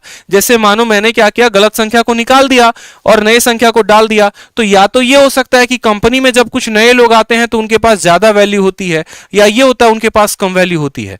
जो भी वैल्यू इनके कारण आता है, ज्यादा आता है कम आता है, हम उसको टोटल लोगों में बांट देते हैं। क्यों टोटल लोगों में बांटते हैं, ताकि वो औसतन हर किसी में बराबर बराबर बराबर बंट जाए, और बराबर बंट जाएगा तो हर किसी में औसतन इतना बंट जाता है। और पुराना औसत कितना था, इतना था, तो इतना में इतना ऐड कर दो तो नया औसत क्या आ जाएगा, आ जाएगा। नहीं बांटोगे तो वो औसत नहीं कहलाएगा, फिर इस बात का ध्यान रखो, ठीक। अगला सवाल वापस से सीजल का एक और बड़ा ही बेहतरीन क्वेश्चन है, मजा आ जाएगा, देखते चलो। सवाल में कहा गया है कि 50 बच्चों का औसत मार्क्स जो है वो 64 है, ठीक है। दो स्टूडेंट के मार्क्स को रॉन्गली एंटर्ड कर दिया गया है, 38 और 42, और उसके स्थान पर सही स्थान क्या है, 83 और 24 है। तो बताओ यहां पर करेक्ट एवरेज क्या होगा। एक लाइन में आंसर दे सकते हो यहां पे। तो बोलोगे सर देखो बात ऐसी है, जो गलत डेटा है वो क्या है, तो गलत डेटा हमारा 38 है और गलत डेटा हमारा 42 है। और उनके स्थान पे कौन कौन सा सही डेटा है, तो 83 है और कितना है, तो 24 है। यहां पर ये रॉन्ग डेटा को माइनस कर दो, सही डेटा को प्लस कर दो, और इसको भाग कर दो टोटल जितने भी स्टूडेंट हैं। 50 स्टूडेंट है तो 50 में, मतलब अगर कम भी होगा तो वही 50 आपस में मिल बांट के बांटेंगे, ज्यादा भी होगा तो वही 50 आपस में मिल बांट के बांटेंगे। तो बोलोगे सर 40 और 30 70 80, ये माइनस का 80 है, माइनस के 80 में प्लस 83 को जोड़ोगे तो 3 आएगा, 24 और 3 27। तो बोलोगे सर 27 बटे में 50 आ रहा है, और 27 बटे 50 में ऊपर नीचे 2 से गुना करो तो 54 बटे 100, और 54 बटे 100 का मतलब होता है 0.54, यानी इतने से हमारा औसत क्या हो जाएगा, बढ़ जाएगा। सर औसत आपका 64 है और 64 में इतना बढ़ा दीजिए, 64.54 इज द करेक्ट आंसर। दशमलव का सवाल था, कैलकुलेशन के बिना किया आपने, सवाल सेकंडों में हो गया, सीजीएल के प्री का क्वेश्चन था। इस बार अगर आ गया पेपर में ना, छोड़ना मत, जाके तुरंत बोल देना सर बोले थे माइनस करेंगे उसको जो गलत डेटा है, और जो सही डेटा है उसको प्लस करेंगे और भाग कर देंगे टोटल नंबर में, बस उस दिन छा जाएंगे गुरु, ठीक है। आ जाओ जल्दी से, एक और एमटीएस का क्वेश्चन है सेम डेटा पे, लास्ट क्वेश्चन है इस कंसेप्ट पे। इस कंसेप्ट पे ये लास्ट सवाल है, क्योंकि इसमें अब मैंने 3 नंबर्स डाल दिए हैं। पहले मैंने 1 नंबर डाला था, फिर उसके बाद मैंने 2 नंबर डाले, अब मैंने 3 नंबर डाल दिए सवाल में। अब आप इसको करके दिखाओ, ठीक। फिर उसके बाद हम आपको नई कैटेगरी बताएंगे, जल्दी से बताओ। नेक्स्ट क्वेश्चन कहा गया सर 50 संख्याओं का औसत गलती से 20 पढ़ दिया गया था। 3 नंबर इतना इतना इतना थे जिसको रॉन्ग तरीके से ये पढ़ दिया गया था, तो बताओ करेक्ट एवरेज कितना होगा। करेक्ट एवरेज कितना होगा सर बता दीजिए जल्दी से। तो आप बोलेंगे सर गलत डेटा क्या है, तो गलत डेटा हमारा 31 है, और गलत डेटा क्या है तो 46 है, और गलत डेटा क्या है तो 59 है, और सही डेटा क्या है बोलो तो 26, 36 और 64 है। ठीक है, सही डेटा क्या है तो 26, 36 और 64 है, यानी जो सही डेटा है उसको क्या करेंगे जोड़ देंगे, तो बोलेंगे 26 हो गया, 36 हो गया और 64 हो गया। और क्या करेंगे गलत डेटा को घटाएंगे, सही डेटा को जोड़ेंगे और भाग कर देंगे कितने से, तो भाग कर देंगे हम टोटल के टोटल 50 नंबर में, तो 50 से भाग हो जाएगा। ठीक है, कोई परेशानी की बात है तो बोलोगे नहीं सर कोई परेशानी की बात नहीं है। 50, 30, 80, 10, 90, ठीक। और 9 और 4 कितना हो गया, 9 और 4 13, यानी 136 हो गया, कितने का माइनस में। अब यहां पर बात करते हैं तो 60, 30, 90 और 10 100 हो गया, 126 आ जाएगा प्लस में। ठीक, आप यहां पर देखो 60, 30, 90, 100, 126, माइनस का 136 प्लस का 126 क्या देगा बताओ जल्दी से, -10 देगा कि नहीं, तो बोलोगे हाँ सर, यानी ऊपर आ जाएगा -10/50। अब -10/50 का मतलब क्या होता है, ऊपर नीचे 2 से गुना करो तो 2/10 यानी -0.2, कितना आ जाएगा तो -0.2। अब आपका औसत कितना है सर, आपका औसत 20 है, 20 में आप 2 को जोड़ेंगे कि घटाएंगे, तो बोलेंगे सर हमारा औसत 20 था, अगर यहां प्लस आता तो इसमें 0.2 जोड़ देते, हमारा तो 0.2 आया है, यानी आंसर कितना हो जाएगा 19.8 आ जाएगा। ये हमारा करेक्ट आंसर है, option number B for Baahubali. ये अपन का स्टाइल है सवाल को सॉल्व करने का। हम लोग XYZ मानकर अगर पेपर में जिस दिन करने लगे ना, तो समझ लो सिलेक्शन के बाहर खड़े हैं, ठीक है, बॉर्डर के बाहर खड़े हैं, इस बात को ध्यान रखा करो। छोटी छोटी बातें यही तो ये क्लास आपको सिखाता है, और क्या सिखाता है कि तुम्हें सवालों को, नए पैटर्न के सवालों को सबसे शॉर्ट में कैसे करना है, दूसरों से शॉर्ट में कैसे करना है। जितने में अगला सवाल पड़ेगा उतने में आपका आंसर आएगा। यकीन ना आए तो भेज के देख लो किसी को, अगर ये अप्रोच आपको कोई भेज दे तो मुझे कहना फिर, ठीक है। चलो आ जाओ, अब उसके बाद मिसलेनियस नंबर 2 कंसेप्ट हम आपको बता रहे हैं, कुछ ऐसा कंसेप्ट जहां पर ऐसे सवाल आपके पूछे जाते हैं, और ये सवाल होता है क्रिकेट से संबंधित। ठीक है, क्रिकेट सभी खेलते हो ना, तो बोलोगे हाँ सर क्रिकेट खेलते हैं, तो बस ये क्रिकेट से संबंधित कुछ सवाल हो जाएंगे, और इनको भी आप सेकंडों बना सकते हो। आपका फेवरेट क्वेश्चन, आ जाओ जल्दी से। सवाल में कहा गया है कि average run of A player is 32 out of 10 inning, 10 inning में उसका औसत रन। एक और बात, एक ग्रामर का क्वेश्चन यहीं से करेक्ट कर लो, यहां पर इस बात को हमेशा ध्यान रखना कि ये इनिंग्स होता है। याद रखना कि मैथ की क्लास में कभी हम पढ़े थे कि इनिंग्स होता है, इस बात को हमेशा ध्यान रखो। 1 बोलोगे तो भी इनिंग्स शब्द का ही इस्तेमाल होगा, और अगर आप बोलोगे 2 तो भी इनिंग्स शब्द का इस्तेमाल होगा। ये इनिंग सिंगुलर है, यही प्लूरल है, जो है सो यही है, इसमें से कभी एस नहीं हटता है, कभी भी एस नहीं हटता है, ये ग्रामर में पूछा जाता है, आपको इस बात का ध्यान रखो। फिलहाल सवाल की तरफ बढ़ते हैं, तो सवाल में कहा गया है कि 32, देखो 32 रन का औसत है 10 पारियों में। मान लीजिए हमारे चैंपियन कोहली जी हैं, 10 पारियां खेली, ठीक है, आईपीएल के 10 पारियां खेली, और 10 पारियों में उनका औसत जो चल रहा है वो 32 का चल रहा है। पूछा जाएगा how many run must he made in the next inning so as to increase his average by 6 run. अगली पारी में वो जनाब कितना रन बनाएंगे, बताइए सर, अगली पारी में वो जनाब कितना रन बनाएंगे कि उनका औसत 6 रन से बढ़ जाए। आप बोलेंगे सर देखिए सवाल को हम 4 तरीके से कर सकते हैं, 1 नहीं, 2 नहीं, 3 नहीं, 4 तरीके से किया जा सकता है, जो सबसे बेस्ट वाला है वो बताइए। तो सबसे पहले उन बच्चों के लिए जो अभी नादान है वो बेसिक सीखे, सबसे पहले बेसिक से कैसे करेंगे, और फिर दूसरा हम आपको प्रो लेवल का बताएंगे कि इसको सेकंडों में कैसे किया जाता। ठीक है, अब आप यहां पर समझो कि आपको सवाल में क्या बोला गया, आपको सवाल में बोला गया है कि उनकी 10 पारियों का औसत कितना है 32 है, 10 पारियों का औसत कितना है 32 है, यानी टोटल रन जो उन्होंने 10 पारियों में बनाई है वो कितना बनाया है, तो 32 इंटू 10 रन बनाया है, यानी 320 रन बनाया है। ये आप बोलोगे सर उनका टोटल स्कोर है। उसके बाद कितना रन वो अपनी अगली इनिंग में बनाए, मान लेते हैं कि 320 रन उन्होंने अब तक बना दिया था, उसके बाद अगली इनिंग में वो x रन बनाते हैं, ठीक, तो यहां पर जो औसत आएगा वो कितना आएगा, तो बोला गया उसका औसत 6 से बढ़ जाएगा। औसत 6 से बढ़ जाएगा, यानी ये कितने पारियों का रन था तो 10, ये एक पारी यानी ये टोटल हो जाएगा 11 पारी का, 10 पारी का रन 320, एक पारी का रन x हो गया, तो टोटल 11 पारियों का रन जो है वो 320 प्लस x हो गया। 11 से भाग कर देंगे तो हमारा औसत आ जाएगा, और कैसा औसत आएगा तो टोटल 11 पारियों का, और सवाल में कहा गया उनका औसत 6 रन से बढ़ जाता है, यानी 32 जमा 6 कितना हो जाएगा 38 हो जाएगा। अब यहां बैठकर सॉल्व करोगे तो x का मान आएगा, बोलोगे सर देखो, और एक लाइन में इसको लेकर आएंगे, यहां पर 1 सेकंड में आंसर आएगा, देखना प्रो लेवल जब बताएंगे तो। यहां पर बोलोगे सर 320 प्लस x हो गया, और 11 इंटू 38, 11 का गुना बताया है कि नहीं बताया है बताओ, तो बोलोगे हाँ सर बताया है। 11 को जब आप 38 के साथ गुना करते हो तो बोलोगे सर 8 आ गया, 8 और 3 11 का 1 आ गया, और 3 और 1 4 आ गया, यानी 418। ठीक है, कितना आ जाएगा 418, तो बोलोगे सर x बराबर 418 में से 320 घटा लो, 80 और 18 कितना हो जाएगा, x की वैल्यू 98 हो जाएगा। तो इस हिसाब से हमारा बेसिक के माध्यम से जो सवाल का आंसर आएगा वो 98 आएगा। लेकिन जो बालक मेरा इंक्लूजन का देखा हुआ है, जिसने मेरी पिछली वीडियो देखी है, उसको समझ में आएगा कि यार ये तो एक लाइन का सवाल है, और एक लाइन का सवाल कैसा है। आप मुझे एक बात बताओ, क्या इस सवाल को हम इंक्लूजन में कह सकते हैं? क्या हम ऐसे कह सकते हैं कि आज मेरी कंपनी में 10 लोग हैं और हर किसी के पास 32 रुपए हैं, एक नए व्यक्ति के आने के चलते मेरा औसत 6 से बढ़ जाता है, नए व्यक्ति के आने के चलते औसत 6 से बढ़ जाता है। तो याद करो कल की क्लास में जो फॉर्मूला पढ़ाया था कि नया वाला बराबर पुराना वाला प्लस इंक्रीज या decrease into final member.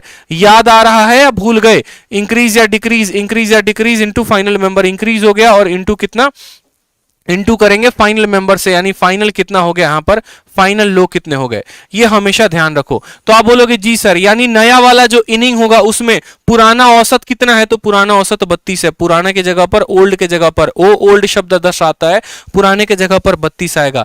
Increase कितने का हुआ, औसत कितने से बढ़ गया, तो औसत हमारा 6 से बढ़ गया है, और इनटू फाइनल का मतलब अब कितने इनिंग हो गए, पहले 10 इनिंग थे, अब एक और इनिंग आ गया, यानी अब हो गए 11 इनिंग। तो 11 का 6 गुना 66, 66 में 32 को जोड़ोगे 98, आपका एक लाइन में आंसर आएगा। इसलिए मैंने कहा था इतना करने में किसी भी बच्चे को मात्र 1 सेकंड लगेगा, और 1 सेकंड में वो इस सवाल का आंसर दे सकता है कि बेटा 32 तो औसत था उसका। आप अब इसका कंसेप्ट को समझो कि ये मैंने लिखा क्या है। बहुत बच्चे समझ रहे हैं ये फॉर्मूला, इसको रट लेना है, रटना नहीं है, कंसेप्ट को समझना है। क्या होता है, आप इस बात को ऐसे समझिए कि जैसे मानिए हमारे कोहली जी हैं और उनके ऊपर मीडिया ने बहुत ज्यादा प्रेशर बना दिया है। वो कहते हैं कि भैया इस लड़के को देखो, ये इंडिया का हमारा कैप्टन है और 10 इनिंग में सिर्फ 32 रन का पारी खेल रहा है, औसत खेल रहा है, क्या करेगा ये आगे चल के। कोहली जी का हो जाता है दिमाग खराब, बोलते हैं देख भाई बात ऐसी है, अगले पारी में बेहतर करना पड़ेगा, तभी जाकर औसत को बढ़ा पाएंगे। तो अगले पारी में वो कुछ बेहतर खेल के आते हैं, जिसके चलते क्या होता है, हर किसी पे 6-6 रन बढ़ जाता है। तो आप बिना पेन उठाए ऐसे भी कह सकते हो कि यार उसको 6-6 रुपए हर पारी में दान दे देने हैं। मतलब ऐसे समझ लो कि उसके पास एक 11 अकाउंट है और अब जाकर हर अकाउंट में उसको 6-6 रुपए डालने हैं, यानी 11 अकाउंट के लिए उसको 6 रुपए डालने हैं, तो 66 ये हो गया। और साथ में उस क्लब में शामिल होने के लिए 32 नंबर और लेकर आना है, यानी उस पर्टिकुलर पारी के लिए 32 नंबर लेकर आएगा, और हर पारी को 6-6 से बढ़ाने के लिए, ठीक है, हर पारी को 6 से बढ़ाने के लिए 66 नंबर लेकर आएंगे। तो 66 और 32 कितना हो गया, 98, आंसर आ जाएगा, बात खत्म। ठीक है, चलो आ जाओ अगला सवाल देखो। सेम तरीके से बोला गया कि एक क्रिकेट का प्लेयर है जिसने यहां पर 10 इनिंग खेली है और उसका औसत रन कितना है, 21.5 है। बोला गया कितना रन उसको अगली इनिंग में बनाना चाहिए कि उसका औसत जो है वो इंक्रीज होकर कितना हो जाए, तो 21.5 से 24 हो जाए, उसका औसत कितना हो जाए, इंक्रीज होकर 24 हो जाए। तो आप बोलोगे देखो भाई साहब बात ऐसी है, इस जनाब को 21.5 रन तो बनाने पड़ेंगे, ये बात तो तय है कि इनको 21.5 रन तो अगले इनिंग में बनाना है, तो बनाना है, ये तय है, ये नहीं बदल सकता है। उसके बाद यहां पर 21.5 से औसत बढ़कर कितना हो जाएगा, तो बोलोगे 24 हो जाएगा। 21.5 से 24 का मतलब कितना हो गया, हर पारी में 2.5 नंबर बढ़ेंगे, हर पारी में 2.5 रन बढ़ेंगे, तो हर पारी में 2.5 रन बढ़ेगा। और कितने पारियां हो जाएंगी, 10 पारी पहले थी और एक पारी और खेलेंगे, यानी इतना उनको 11 पारियों में लेकर आना पड़ेगा। मतलब ऐसे समझ लो कि यहां पर 3 लोग हैं और बड़े खुशमिजाज लोग हैं, हर किसी के पास ऐसे समझ लो 3-3 रुपए हैं। हर किसी के पास ऐसे समझ लो 3-3 रुपए हैं। आज के टाइम में ये 3 लोग रहते हैं और एक नया बंदा इनके कमरे में आ जाता है। अब नया बंदा कमरे में आता है ना, तो हर किसी के पास 4-4 रुपए हो जाते हैं। हर किसी के पास 4-4 रुपए हो जाते हैं। तो ये लड़का कितना लेकर आता है? तो आपको ऐसे समझना पड़ेगा कि सर अगर सभी के पास 3-3 रुपए थे तो सबके पास खुद की वैल्यू कितनी थी? तो 3-3 थी। तो ये अपने लिए भी 3 रुपए लाएगा, मतलब अपने लिए तो 3 रुपए लाएगा। उसके बाद हर किसी के लिए 1-1 रुपया लेकर आएगा, यानी 1-1-1-1 यानी 1 इंटू 4 लेकर आएगा। तो बोलेंगे सर ये 7 रुपया लेकर आएगा। उसी तरीके से इस जनाब को 21.5 तो लेकर आने पड़ेंगे और हर किसी के लिए यहां पर 1.5 रुपए, 2.5 रुपए, 2.5 रुपए, 2.5 रुपए, 2.5 रुपए करके लाना पड़ेगा। और कितने लोगों तक? 11 तक। इस बात को समझो यहां पर। तो आप बोलोगे सर बहुत ही सिंपल हो गया। आप देखो 2.5 को आपने 11 के साथ गुना किया तो बोलोगे सर 21.5 तो हमारा ये हो गया यहां पर, और इसका गुना करो तो 5 आ गया। 5 जमा 2 7 आ गया और यहां पर 2 आ गया। 0.1 पर है तो 1 आ जाएगा। 21 और 22 हमारा 41 हो गया। टोटल आंसर हमारा कितना आ जाएगा? 42। 1 मिनट, ठीक है। 44 जो है हमारा करेक्ट आंसर आ जाएगा। कितना आंसर होगा? 44। कहीं गलती की है क्या हमने? अच्छा यहाँ पर 7.5 होगा ना, 27.5 होगा ना यहाँ पे। तो 27 और ये हो गया 49 इज द करेक्ट आंसर आ जाएगा। Option number A is the correct answer. ठीक है, option number A is the correct answer. 27.5 आएगा भाई। आ जाओ अगला सवाल देखो। अगला सवाल बढ़िया सवाल है। नेक्स्ट क्वेश्चन बहुत ही धाकड़। देखो यहाँ पर बोला गया क्रिकेट का बैट्समैन जो है उसका औसत रन 11 इनिंग का देखो बोला गया यहां पर कि एक बल्लेबाज की 11 पारियों का एक निश्चित औसत रन है, कुछ फिक्स है, कोई दिक्कत की बात नहीं। 12वीं पारी में वह 90 रन बनाता है। अब यहां पर यह कह दिया गया है कि उसने 12वीं पारी में रन कितना बनाया है, यानी 90, जिसके कारण उसका औसत 5 से कम हो जाता है। तो 12वीं पारी के बाद नया औसत रन ज्ञात करें। बहुत ही प्यारा सवाल है, बहुत ही प्यारा सवाल है। सर 27.5 कैसे आया? 27.5 2.5 को 11 के साथ गुना करने पर आया। 5 का 5 आ गया, 5 और 2 7 आ गया और 2 आ गया। 11 का गुना का लॉजिक ही यही है। ठीक है, चलो आ जाओ। यहां पर बोलोगे सर एक बैट्समैन है, ठीक है, और उसका जो एक सर्टेन एवरेज है, मान लेते हैं कि उसका औसत x है। 12वीं पारी में वो 90 रन बनाता है, ठीक है, जिसके कारण उसके औसत में 5 की कमी हो जाती है, जिसके कारण उसके औसत में 5 की कमी हो जाती है। तो बोला जाता है find is average of run after 12 inning. अब ये देखो ये सवाल बहुत आसान है, आप इसको करना चाहो तो 2 से 3 मेथड में कर सकते हो। आप बोलोगे सर सबसे पहले अपन लगाएंगे बेसिक मेथड। अब बेसिक मेथड से इसको कल्पना करेंगे, समझेंगे कि यहां पर बात क्या हो रही है। मान लो यहां पर मैं कहता हूं कि a batsman had a certain average of run for his 11 inning. मान लो यहां पर कि हर पारी में, ठीक है, उसका औसतन रन x है, तो टोटल 11 पारियों में उसका जो रन होगा वो पहले कितना होगा? तो बोलोगे सर 11 पारियों में उसका टोटल रन इतना होगा। उसके बाद क्या होता है, 12वीं पारी में वो कितना रन बनाता है? तो बोलोगे सर 90 रन बनाता है। तो अगली पारी में वो कितना रन बनाएगा? तो 90 रन बनाएगा। ये 11 पारियों का टोटल रन है और ये 1 पारियों का टोटल रन है, यानी अब हमारे पास टोटल कितने पारियों का रन है? तो बोलोगे सर 12 पारियों का। इसका औसत निकालने के लिए क्या करेंगे? 12 से भाग कर देंगे, क्योंकि हमारा जो एवरेज होता है उसका फॉर्मूला क्या होता है? टोटल रन या टोटल विकेट, ठीक है, अपॉन जितने भी यहाँ पर पारी हैं या टोटल इनिंग्स हैं, इस तरीके से करके। तो हमने इतना रन 11 पारी में बनाया, इतना रन 1 पारी में बनाया, 12 से भाग कर देंगे तो क्या हो जाएगा? 12 पारियों का औसत निकल के चला आएगा। और सवाल में कहा गया है, सवाल में कहा गया है in the 12th inning he made a score of 90 run, after that his average is decreased bye 5। उसका औसत 5 से कम हो जाता है। यानी पुराना औसत हमने कितना माना था? तो बोलेंगे सर पुराना औसत x माना था, अब इसमें 5 की कमी हो जाती है, यानी औसत हमारा कितना हो जाता है? x minus 5। अब आप यहां पर इस सवाल को सॉल्व करो तो बोलोगे सर बात ऐसी है, देखो 11 इंटू एक्स 11x हो जाएगा, प्लस यहां पर 90 हो जाएगा। 12 से इधर गुना लगाओ तो 12 इंटू एक्स हमारा 12x हो गया और 12 इंटू माइनस 5 60 हो गया। 60 को यहां पर लेकर जाओगे तो 90 और 60 कितना हो जाएगा? तो 150, और 12x में से x घटेगा तो x की वैल्यू 150। सवाल में बचकर संभल कर चलना। बहुत बच्चे 150 आते ही आंसर टिक कर देते हैं 150, और यहीं पर उनके जीवन की वो सबसे बड़ी भूल होती है। यहीं पर उनके जीवन की सबसे बड़ी भूल होती है। क्यों? क्योंकि भैया हमारा पुराना औसत x था और नया वाला औसत 12 पारियों के बाद x माइनस 5 है। ये हमारा 11 पारियों का औसत था और ये हमारा 12 पारियों का औसत है। सवाल में हमसे कहा गया है average of run after 12 inning, यानी हमें x माइनस 5 की वैल्यू बतानी है। तो हमें यहाँ पर 150 में से 5 घटाना पड़ेगा, यानी 145 जो आएगा वो करेक्ट आंसर आएगा। ऑप्शन नंबर जो सी है, कहो ना प्यार है, इज द करेक्ट आंसर होगा। समझ में आ गया बात? 11 पारियों का औसत x था, उसमें 12वीं पारी को जोड़ दिया गया और 12 से भाग कर दिया गया, तो ये 12 पारियों के औसत के बराबर हो गया और 12 पारियों का औसत इससे 5 कम है। ठीक है, फिर यहां से सॉल्व किया तो x का मान आया, x का मतलब 11 पारियों का औसत 150 है। हमसे बोला गया है 12 पारियों के बाद का बताओ, यानी 5 कम करके बताएंगे 145 आएगा। इसका शॉर्ट ट्रिक भी है, लेकिन फिर वो समय ज्यादा ले जाएगा, ठीक है, आपको समझाने में, इसलिए उसको रहने देते हैं। अगला सवाल देखो, एक और बैट्समैन का क्वेश्चन है, क्रिकेट के ऊपर है, जल्दी से बता दो। एक और क्वेश्चन यहाँ पे बोला गया, एक बल्लेबाज ने 16 पारियों में रनों की एक निश्चित औसत बनाई। अपनी 17वीं पारी में उसने 85 रन बनाए, जिससे उसके रनों की औसत में 3 की वृद्धि हो गई। बताओ 17वीं पारी के बाद उसके रनों का औसत क्या होगा? ये सवाल आपके इस बार के सीजीएल 2020 में पूछा गया है और साथ में पिछली बार ये सीजीएल के मेंस में भी पूछा गया था। तो आंसर बता दीजिए जल्दी से।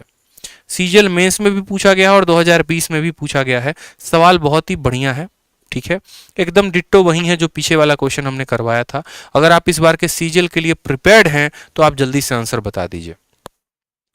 देखो भाई, मेरी तरफ से कोई कमी नहीं रहेगा, ना मेरी तरफ से गाइडेंस में कमी रहेगी, ना मेरी तरफ से पढ़ाने में कमी रहेगी, ना मेरी तरफ से रेलिवेंट क्वेश्चन करवाने में कमी होगी। ऐसा भी नहीं होगा कि बाबा आदम के ज़माने का कंसेप्ट हम आपको बता रहे हैं। बस आपको ये करना है, डेली मुझे फॉलो करते रहना है, ठीक है।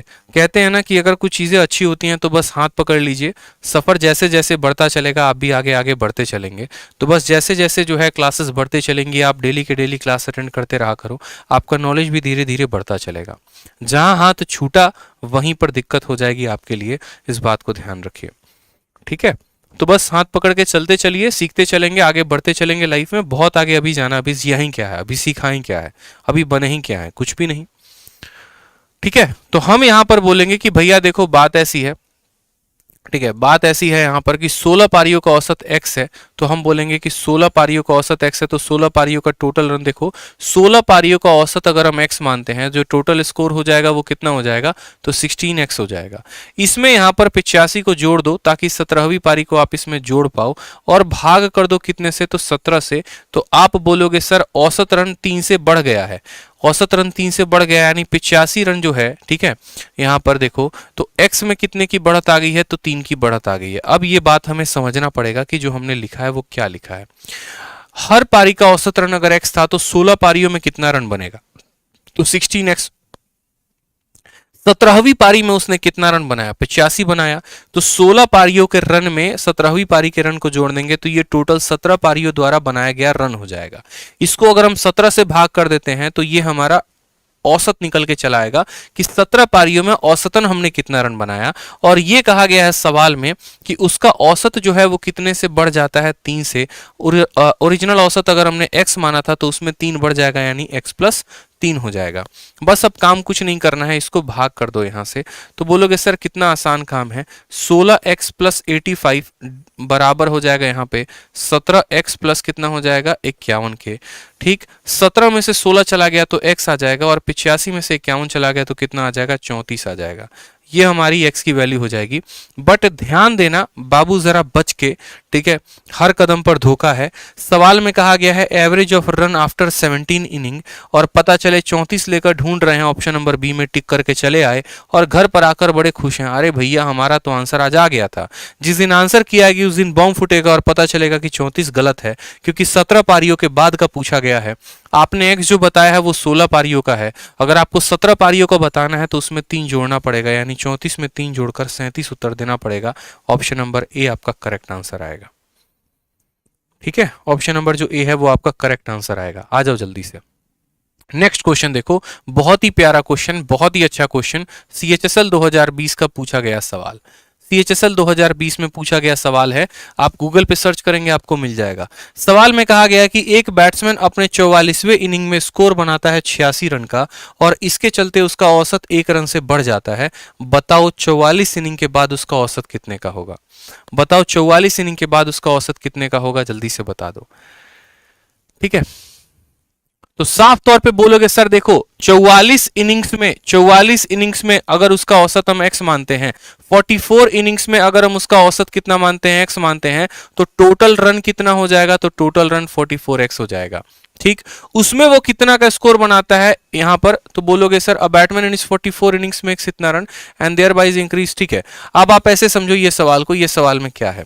सवाल में आप ऐसे समझो, सवाल में कहा गया कि एक बल्लेबाज अपने 44वें पारी में इतना रन बनाया, अपने 44वें पारी में इतना रन बनाया और इस प्रकार उसका औसत रन 1 रन से बढ़ गया। 44वें पारी के बाद उसका औसत क्या है? इस सवाल को मैं आपको बताऊंगा दो अलग अलग मेथड से। पहला मेथड मैं आपको बताऊंगा बेसिक से और दूसरा आपको बताऊंगा जिसमें आप अपने सोच को थोड़ा सा बढ़ा सको मेरे साथ और आप 1 सेकंड में आंसर इस सवाल का कर सको। ठीक, फिर उसके बाद जैसे आपका सोच यहाँ पर डेवलप होगा, वापस उसी कंसेप्ट पे हम ये वाला वही सवाल करवा देंगे 1 लाइन में, फिर ये वाला भी करवा देंगे 1 लाइन में। इतना आपको करने की आवश्यकता नहीं पड़ेगी। तो सबसे पहले इस सवाल को आप समझ लो बेसिक कंसेप्ट से।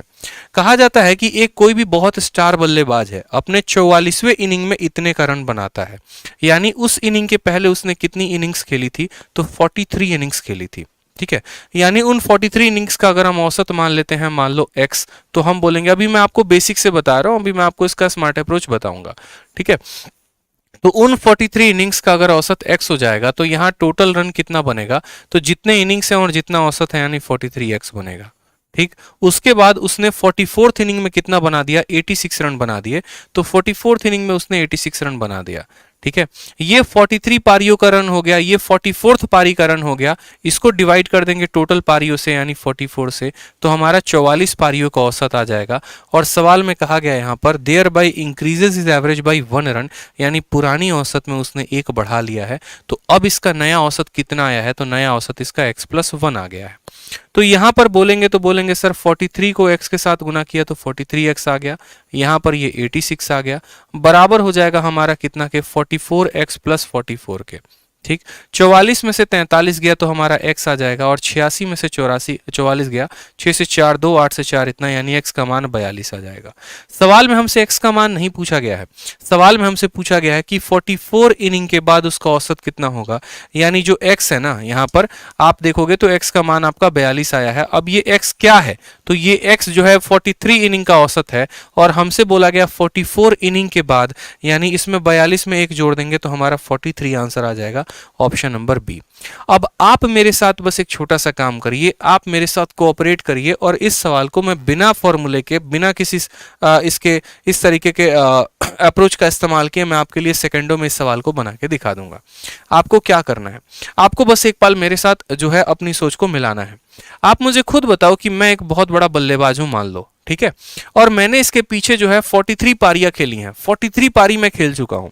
अभी मैं राइट नाउ जो खेल रहा हूं वो 44th इनिंग खेल रहा हूं और ये 44 में मुझे जो है 86 रुपया, मैंने मानो इस तरीके से कि मानो कि अब जो है मेरे परिवार में टोटल, ऐसे समझ लो आप कि मेरे परिवार में 43 लोग हैं, मेरे पीछे 43 लोग हैं। सर मेरी बात को बड़े ध्यान से सुनिए, मेरे पीछे 43 लोग हैं और मैं इस परिवार का 44th मेंबर हूं, 44th मेंबर हूं।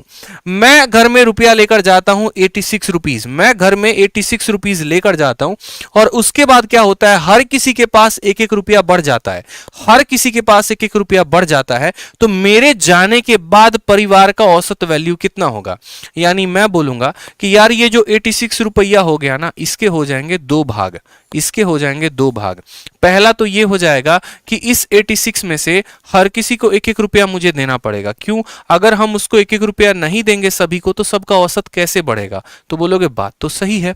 यानी कितने लोग हो जाएंगे उस परिवार में मुझे मिला के कितने लोग हो जाएंगे? तो मुझे मिला के उस परिवार में 44 लोग हो जाएंगे और हर किसी को मुझे 1-1 रुपया देना है, यानी मुझे 44 रुपए तो उस परिवार में दान ही कर देना है, सब किसी के खाते में 1-1 रुपया जाके डाल देंगे।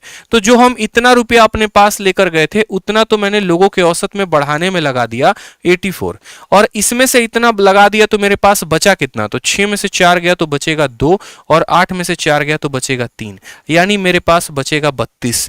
अगर आपका एग्जामिनर पुराना औसत पूछेगा तो आप आंसर कितना देना यहां पर, नहीं यहां पर 32 थोड़ी बचेगा, यहां 42 बचेगा ना। अगर आपका एग्जामिनर ये पूछेगा कि पुराना औसत कितना है तो पुराना औसत 42 आएगा, और अगर आपका एग्जामिनर पूछेगा नया औसत कितना है तो आपको भी पता है कि सबके पास पहले 42 रुपए थे और अब सबके पास एक ज्यादा है, यानी नया औसत कितना है 43 है, तो 43 आंसर टिक करोगे। दोबारा से समझ लो मैं कहना क्या चाहता हूं, आपको कुछ नहीं करना है। आप जो भी पैसा लेकर जाओगे ना, आप यहां पर 86 रुपया लेकर गए हो, तो असल में क्या होगा कि अगर आपको अपना ओल्ड वैल्यू निकालना है तो ओल्ड वैल्यू बराबर जो भी रुपया आप लेकर गए हो, यानी आप 86 लेकर गए हो, उसमें से माइनस कर दो, उसमें से माइनस कर दो, कितना माइनस कर दो, जितना आप लोगों के औसत को बढ़ाने में इस्तेमाल कर रहे हो। हर किसी के औसत को आप 1 रुपए से बढ़ा रहे हो, और यहां पर 44 इनिंग में आपने ये काम किया है, यानी 86 में से 44 घटा दो 42 आ जाएगा, ये आपका पुराना औसत होगा। उस 42 में अगर आप 1 जोड़ दोगे तो नया औसत आ जाएगा, और नहीं जोड़ोगे तो पुराना औसत आएगा। ये था स्मार्ट अप्रोच इस सवाल का। उसी तरीके से जो आपने ये वाला सवाल किया, देखो आपने कितना लंबा किया ना, ये वाला सवाल देखो आपने बहुत लंबे में किया, बहुत खतरनाक लेकर गए। मैं बोलता हूं ये सीजीएल मेंस के सवाल को आप एक लाइन में कर सकते थे, बस आपकी सोच उस लेवल की होनी चाहिए थी। मैं आपको जिस लेवल का बोलोगे ना, मैं आपको उस लेवल का सवाल करवाऊंगा, जिस तरीके से बोलोगे उस तरीके से कराऊंगा। बशर्त मेरी ये है कि सर आपको समझ में आना चाहिए, आप मेरे लेवल को पकड़ पा रहे हो या नहीं, आप उस कंसेप्ट को पकड़ पा रहे हो या नहीं जो आपको सही में इंस्पेक्टर बनाएगा। जैसे यहां पर देखो तो 16 पारियों में, देखो 16 पारियों में उसका कुछ औसत है, जैसे उसके परिवार में 16 लोग हैं, हमें कोई फर्क नहीं पड़ता है, ये उस परिवार का 17वां सदस्य है, ठीक। और ये 85 रुपए लेकर अपने जेब में जाता है, 85 रुपए लेकर जाता है और हर किसी के औसत को 3 से बढ़ा देता है। यानी अगर हम बात करें तो इस परिवार का जो ओल्ड एवरेज होगा वो क्या होगा, तो इस बंदे के पास 85 रुपए थे, उसमें से कितना घटा दो, 3 घटा दो, और कितने लोगों में घटा दो, कितने लोगों में घटा दो, तो बोलोगे सर 17 लोगों में घटा देंगे, तो 3 × 17 घटा दो यहां पर, तो 85 में से 51 घटा दोगे, 85 में से 51 घटा दोगे, देखो 85 में से 51 घटा दोगे तो आपका आ जाएगा 34। कितना आ जाएगा, तो बोलोगे सर 34 आ जाएगा। कितना आ जाएगा, तो 34 आ जाएगा। ये 34 क्या होगा, तो ये 34 हमारा ओल्ड औसत होगा। ये 34 क्या होगा, ओल्ड औसत। अगर नया औसत बोलेगा तो नया औसत 3 से बढ़ गया है, यानी 34 में 3 बढ़ाकर उत्तर दे दो, 37 आ जाएगा। एक लाइन में आंसर आ गया कि नहीं आ गया, बताओ, आ गया ना। जाहिर सी बात है सर, समझिए ना, औसत को समझिए, औसत को अपना मोहब्बत, एकदम औसत से मोहब्बत कर लीजिए। आप ऐसे बोलिए कि यार 17वां मेंबर को इतना रुपया लेकर जाना है, अब 17वें वाले को इतना रुपया लेकर जाना है, और उसके लेके जाने के बाद हर किसी में 3-3 बढ़ जाएगा, यानी 17वां मेंबर हर किसी को 3-3 रुपए देगा, तो यानी वो 51 रुपए तो दान कर देगा, और लेकर गया था 85, इस 85 का 51 रुपया दान में चला गया, यानी खुद के लिए कितना बचाया, तो 34, और 34 हर किसी के पास अब है, और इसके पास अब 34 में 3 ज्यादा आ जाएगा, यानी 37 आंसर होगा। उसी तरीके से आप इस वाले सवाल को भी कर लो जल्दी से, एक लाइन में इसका आंसर दे दो तो मैं मान जाऊंगा कि आप सभी के सभी जो हो हीरो हो और बहुत पक्के खिलाड़ी हो आप इस सवाल के। जल्दी से बता दो, ठीक है, जल्दी से बता दीजिए। यहां पर आप भी इस सवाल को आप हीरो लेवल पे कर लेंगे, बेसिक बेसिक छोड़िए, आप एक लाइन में कर दीजिए। बोलेंगे सर 12वें इनिंग में उसने 90 रन बनाए, और 12वें इनिंग में 90 रन बनाने के बाद हर किसी का औसत कितने से कम हो गया, तो बताओ, हर किसी का औसत यहां पर 5 से कम हो गया, हर किसी का औसत 5 से कम हो गया है यहां पर। तो बोला गया है कि 12 इनिंग के बाद उसका औसत कितने का होगा, 12 इनिंग के बाद उसका औसत कितने का होगा। यह सवाल मैं वापस से आप लोगों के लिए होमवर्क दे देता हूं, आप कर लेना, क्योंकि इसका बेसिक जो है वो मैंने अभी यहां करवा दिया है। देखो इसका आंसर 145 आया था, वो मैंने करवा दिया है, ठीक। और ये आपको स्मार्ट अप्रोच से करने के लिए मैं आपके ऊपर छोड़ रहा हूं, आप इसको जरूर ट्राई करना ताकि आप समझ पाओ और फायदा उठा पाओ। आ जाओ अब एक नया टाइप देखते हैं, एक नया टाइप एक्सक्लूजन है, ये भी देख लेते हैं। बिल्कुल जबरदस्त तरीका सवाल को करने का, और जबरदस्त सवालों को हम आज जो है शॉर्ट में करने वाले हैं। कैसे सवाल, तो कुछ ऐसे सवाल जहां पर कुछ लोग हमें छोड़कर चले जाएंगे। सबसे लेटेस्ट पैटर्न पर ये क्वेश्चन है, पहले किसका, एमटीएस 2020 का, फिर उसके बाद हम आपको कराएंगे सीजीएल 2020, फिर सीएचएसएल 2020, फिर मेंस का। सवाल क्या कहा गया है, सवाल कहा गया है यहां पर कि 14 गर्ल्स का जो औसत है, ठीक है, 14 गर्ल्स और उनके टीचर का जो औसत है वो 15 साल है। अगर टीचर की आप उसमें से उम्र निकाल देते हैं तो औसत 1 से कम हो जाता है। बताओ टीचर का उम्र कितना था? ठीक है, बताइए टीचर का उम्र कितना था? साफ तौर पे 14 छात्रों एवं अध्यापक की औसत आयु 15 वर्ष है। यदि अध्यापक की आयु हटा दी जाए तो औसत आयु 1 वर्ष से कम हो जाता है। अध्यापक की आयु ज्ञात तो क्या होगी? अगर आप 3 मेथड सीखना चाहते हैं, मैं आपको 3 से 4 मेथड मैं आपको बताऊंगा। ठीक है, आप सीखिए इस सवाल को। सबसे पहले आप समझिए आप इसको बेसिक तरीके से कैसे करेंगे, फिर उसके बाद आप मेरे स्मार्ट अप्रोच को पकड़िएगा। आप बोलेंगे सर देखो क्लास में क्या है, तो यहां पर क्लास में 14 गर्ल्स हैं। कितनी है? तो गर्ल्स कितनी है? तो 14 है। और टीचर कितने हैं? तो एक टीचर है हमारी। इन 15 लोगों का जो औसत है, बोला गया ना 14 गर्ल्स एंड देयर टीचर, इनका जो औसत है वो कितना है? 15 है। यानी क्लास में कितने लोग हैं? तो क्लास में 15 लोग हैं और हर किसी के पास कितना है? तो 15 रुपया है। हर किसी के पास कितना है? तो मानो 15 रुपया है या 15 उनका औसत है। इसमें से टीचर के निकाल देते हैं, इसमें से टीचर के वैल्यू को निकाल देते हैं। तो 15 लोगों के वजन में से टीचर के वजन को निकाल दोगे तो कितने लोग बचेंगे? तो 15 में से एक चला गया तो 14 लोग बचेंगे। और हर किसी का अब औसत कितना है? तो बोला गया है आपका जो औसत है वो 1 से कम हो जाता है। आपका औसत 1 से कम हो जाता है, यानी 15 में 1 की कमी हो जाती है। तो बोलोगे 14 इंटू 14 आ जाएगा। आप मेरी बात को दोबारा से समझेंगे। पहले 15 लोग थे, हर किसी के पास 15 रुपए था, तो ये इनका टोटल सम हुआ करता था। उसमें से टीचर के सम को हमने निकाल दिया। ठीक, तो ये बराबर हो जाएगा कितने लोगों के सम के बराबर? 14 लोगों के सम के बराबर। तो अब 14 लोग हैं और हर किसी के पास 14 रुपए हैं। तो यहां पर देखो 15 इंटू 15 कितना हो जाएगा? 225। 14 इंटू 14 196, इधर आएगा तो माइनस में हो जाएगा और ये बराबर हो जाएगा किसके? टीचर के। तो टीचर की जो वैल्यू आएगी वो कितनी आएगी? यहाँ पर टीचर की वैल्यू हमारी 29 आएगी और इस सवाल का आंसर कितना होगा? 29 होगा। ठीक है, तो ये तो था हमारा इस सवाल को बेसिक से करने का तरीका कि हम इसको अगर बेसिक से करते हैं तो ऐसे करते हैं। लेकिन अगर हम इसको बेसिक से ना करें तो क्या होगा? तो हमें अगर इसको बेसिक से नहीं करना है तो हमें इसको अपने कायदे वाले मेथड से करना है, अच्छे वाले मेथड से करना है। ठीक है, और अच्छे वाले मेथड से करेंगे तो कैसे करेंगे समझो। मैंने आपको क्या पढ़ाया था? तो मैंने आपको पढ़ाया था इंक्लूजन। ध्यान से समझना है यहाँ पे एक पन्ने में यहां पर लिख रहा हूं, इंक्लूजन मैंने आपको पढ़ाया था। और इंक्लूजन में मैंने क्या कहा था? इंक्लूजन में मैंने आपको यह बात कहा था कि नया वाला जो बंदा होता है बराबर पुराना वाला बंदा प्लस इंक्रीज या फिर डिक्रीज और इनटू मैंने क्या कहा था? फाइनल मेंबर कहा था। मैंने कहा था ना कि अगर यहां पर इंक्रीज आता है तो प्लस का साइन लगाते हैं, डिक्रीज आता है तो माइनस का साइन लगाते हैं। ये केस होता है हमारे इंक्लूजन में। अब आपको क्या करना है? जस्ट इंक्लूजन का उल्टा, यानी आप बोलेंगे सर एक्सक्लूजन। इंक्लूजन का उल्टा कौन? एक्सक्लूजन। मतलब दोस्त का उल्टा कौन? तो दुश्मन। बस वही बात है। तो सेम फॉर्मूला जो यहां पर है वही फॉर्मूला यहां पर भी लगेगा, बस थोड़ा सा परिवर्तन होगा। और वो क्या होगा वो भी आपको बता देते हैं। पहले आप फॉर्मूला जो है वो तो ध्यान में रखो। थोड़ा सा परिवर्तन होगा और हम आपको बता देंगे कि परिवर्तन क्या होगा। थोड़ा सा परिवर्तन होगा, ठीक है। अब परिवर्तन क्या होगा वो देखो। सेम तरीके से नया वाला मेंबर बराबर होगा पुराना वाला मेंबर, फिर यहां पर आएगा इंक्रीज आ जाएगा, डिक्रीज आ जाएगा और इनटू क्या होगा? Final member. लेकिन बस यहां थोड़ा सा परिवर्तन होगा, प्लस के जगह पर आ जाएगा माइनस और माइनस के जगह पर आ जाएगा प्लस। बस ये साइन बदल जाएगा, क्योंकि थोड़ा तो भैया इंक्लूजन और इंक्लूजन में कुछ तो फर्क रहेगा। तो बोलोगे हाँ सर। कहने का मतलब क्या है कि यहां पर अगर इंक्रीज होता था तो प्लस करते थे, डिक्रीज होता था तो माइनस करते थे। यहां पर इंक्रीज होगा तो माइनस करेंगे और डिक्रीज होगा तो प्लस करेंगे। ये डिफरेंस आ जाएगा इंक्लूजन इंक्लूजन में। मतलब जब कोई हमारे साथ जुड़ेगा तो ऐड कर देते थे, ठीक है। उसके जुड़ने के कारण औसत बढ़ेगा तो ऐड करते थे, जुड़ने के कारण औसत घटेगा तो माइनस कर देते थे। यहां पर कोई हमें छोड़कर चला जाएगा, यहां पर कोई हमें छोड़कर चला जाएगा तो क्या होगा कि उसका माइनस और प्लस हमारा उल्टा हो जाएगा। जैसे यहां पर इस सवाल को समझो, कहा गया है कि 14 गर्ल्स हैं, उनके टीचर हैं, ठीक है। तो साफ तौर पर बोलेंगे सर टीचर का जो उम्र होगा बराबर पुराना वाला वैल्यू, औसत अगर रेड्यूस हुआ है तो प्लस करेंगे, मतलब घटा है तो प्लस करेंगे और बढ़ेगा तो माइनस करेंगे। और जितने से हुआ है, कितने से हुआ है? 1 पर हुआ है, ठीक है। तो यहां पर देखो पुराना औसत कितना था? तो पुराना औसत 15 था। औसत घटा है तो प्लस कर दो, कितने से घट गया है? तो 1 से घट गया है तो 1 यहां पर। और टोटल लोग कितने हैं? टोटल लोग आज के समय में कितने रह गए? तो सिर्फ और सिर्फ 14 लड़की रह गई, यानी 1 इंटू 14। तो एक लाइन में आपका आंसर आ जाएगा 29 is the correct answer, option number C. एक लाइन में करेक्ट आंसर आ जाएगा। रोज रात 8:30 बजे मेरी ये क्लास चलती है। दोबारा से समझो, नया वाला मेंबर बराबर पुराना वाला मेंबर, ठीक है। अगर हमें वो डिक्रीज करेगा तो प्लस करेंगे, इंक्रीज करेगा तो माइनस करेंगे। कितने का इंक्रीज या डिक्रीज है? तो 1 का। और बाद में फाइनली कितने लोग बच गए?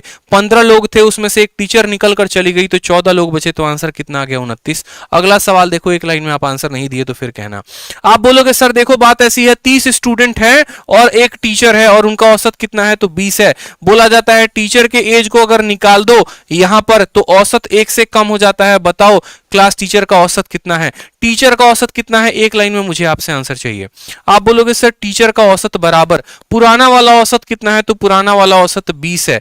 यहां पर वैल्यू में कमी आई है कि बढ़त आई है? तो बोलोगे कमी आई है। कितने की? 1 की।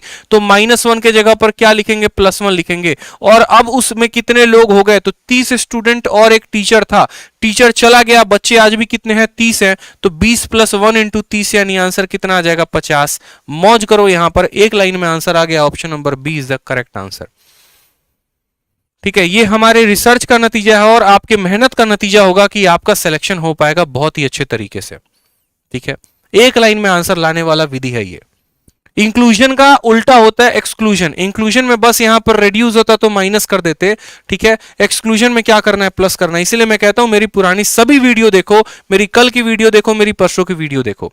ठीक है, कल की क्लास बहुत ही सुपर जबरदस्त होने वाली है। कल की क्लास में मैं आपको बताऊं तो कल की क्लास में मैं आपको जो नए सवाल जितने भी नंबर सिस्टम के पूछे गए हैं ना, नंबर सिस्टम पे आधारित एवरेज के सवाल वो मैं करवाने वाला हूं। ठीक है, कल तो खैर हमारा मॉक टेस्ट है, माफ करेंगे, कल हमारा मॉक टेस्ट है। मंडे को जो क्लास होगी एवरेज की, उस मंडे की क्लास में मैं आपको पूरे तरीके से अच्छे तरीके से पूरे सभी जबरदस्त सवाल करवाऊंगा।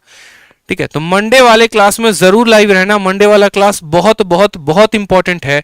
परसों जो रात में 8:30 बजे क्लास होगी, एकदम जी जान लगाकर सभी सवाल करेंगे। ये वही नए सवाल है जो आपके पेपर में देखने को मिलेंगे। और कल तो खैर हम लोग मॉक टेस्ट करेंगे।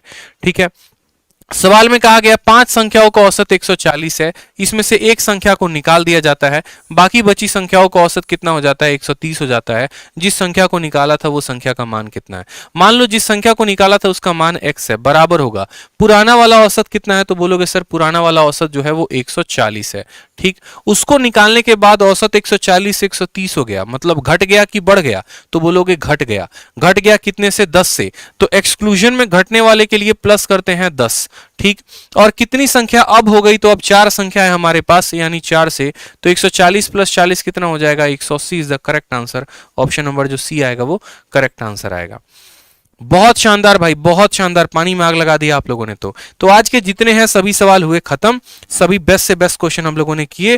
तुरंत जो है यहां पर टेलीग्राम ज्वाइन कर लो। ठीक है, अभी जाओ टेलीग्राम पर और टेलीग्राम एप्लीकेशन डाउनलोड करो मोबाइल में। हमारे 2 टेलीग्राम है, रैंकर्स गुरुकुल हो गया और मैथ्स भाई आदित्य रंजन हो गया।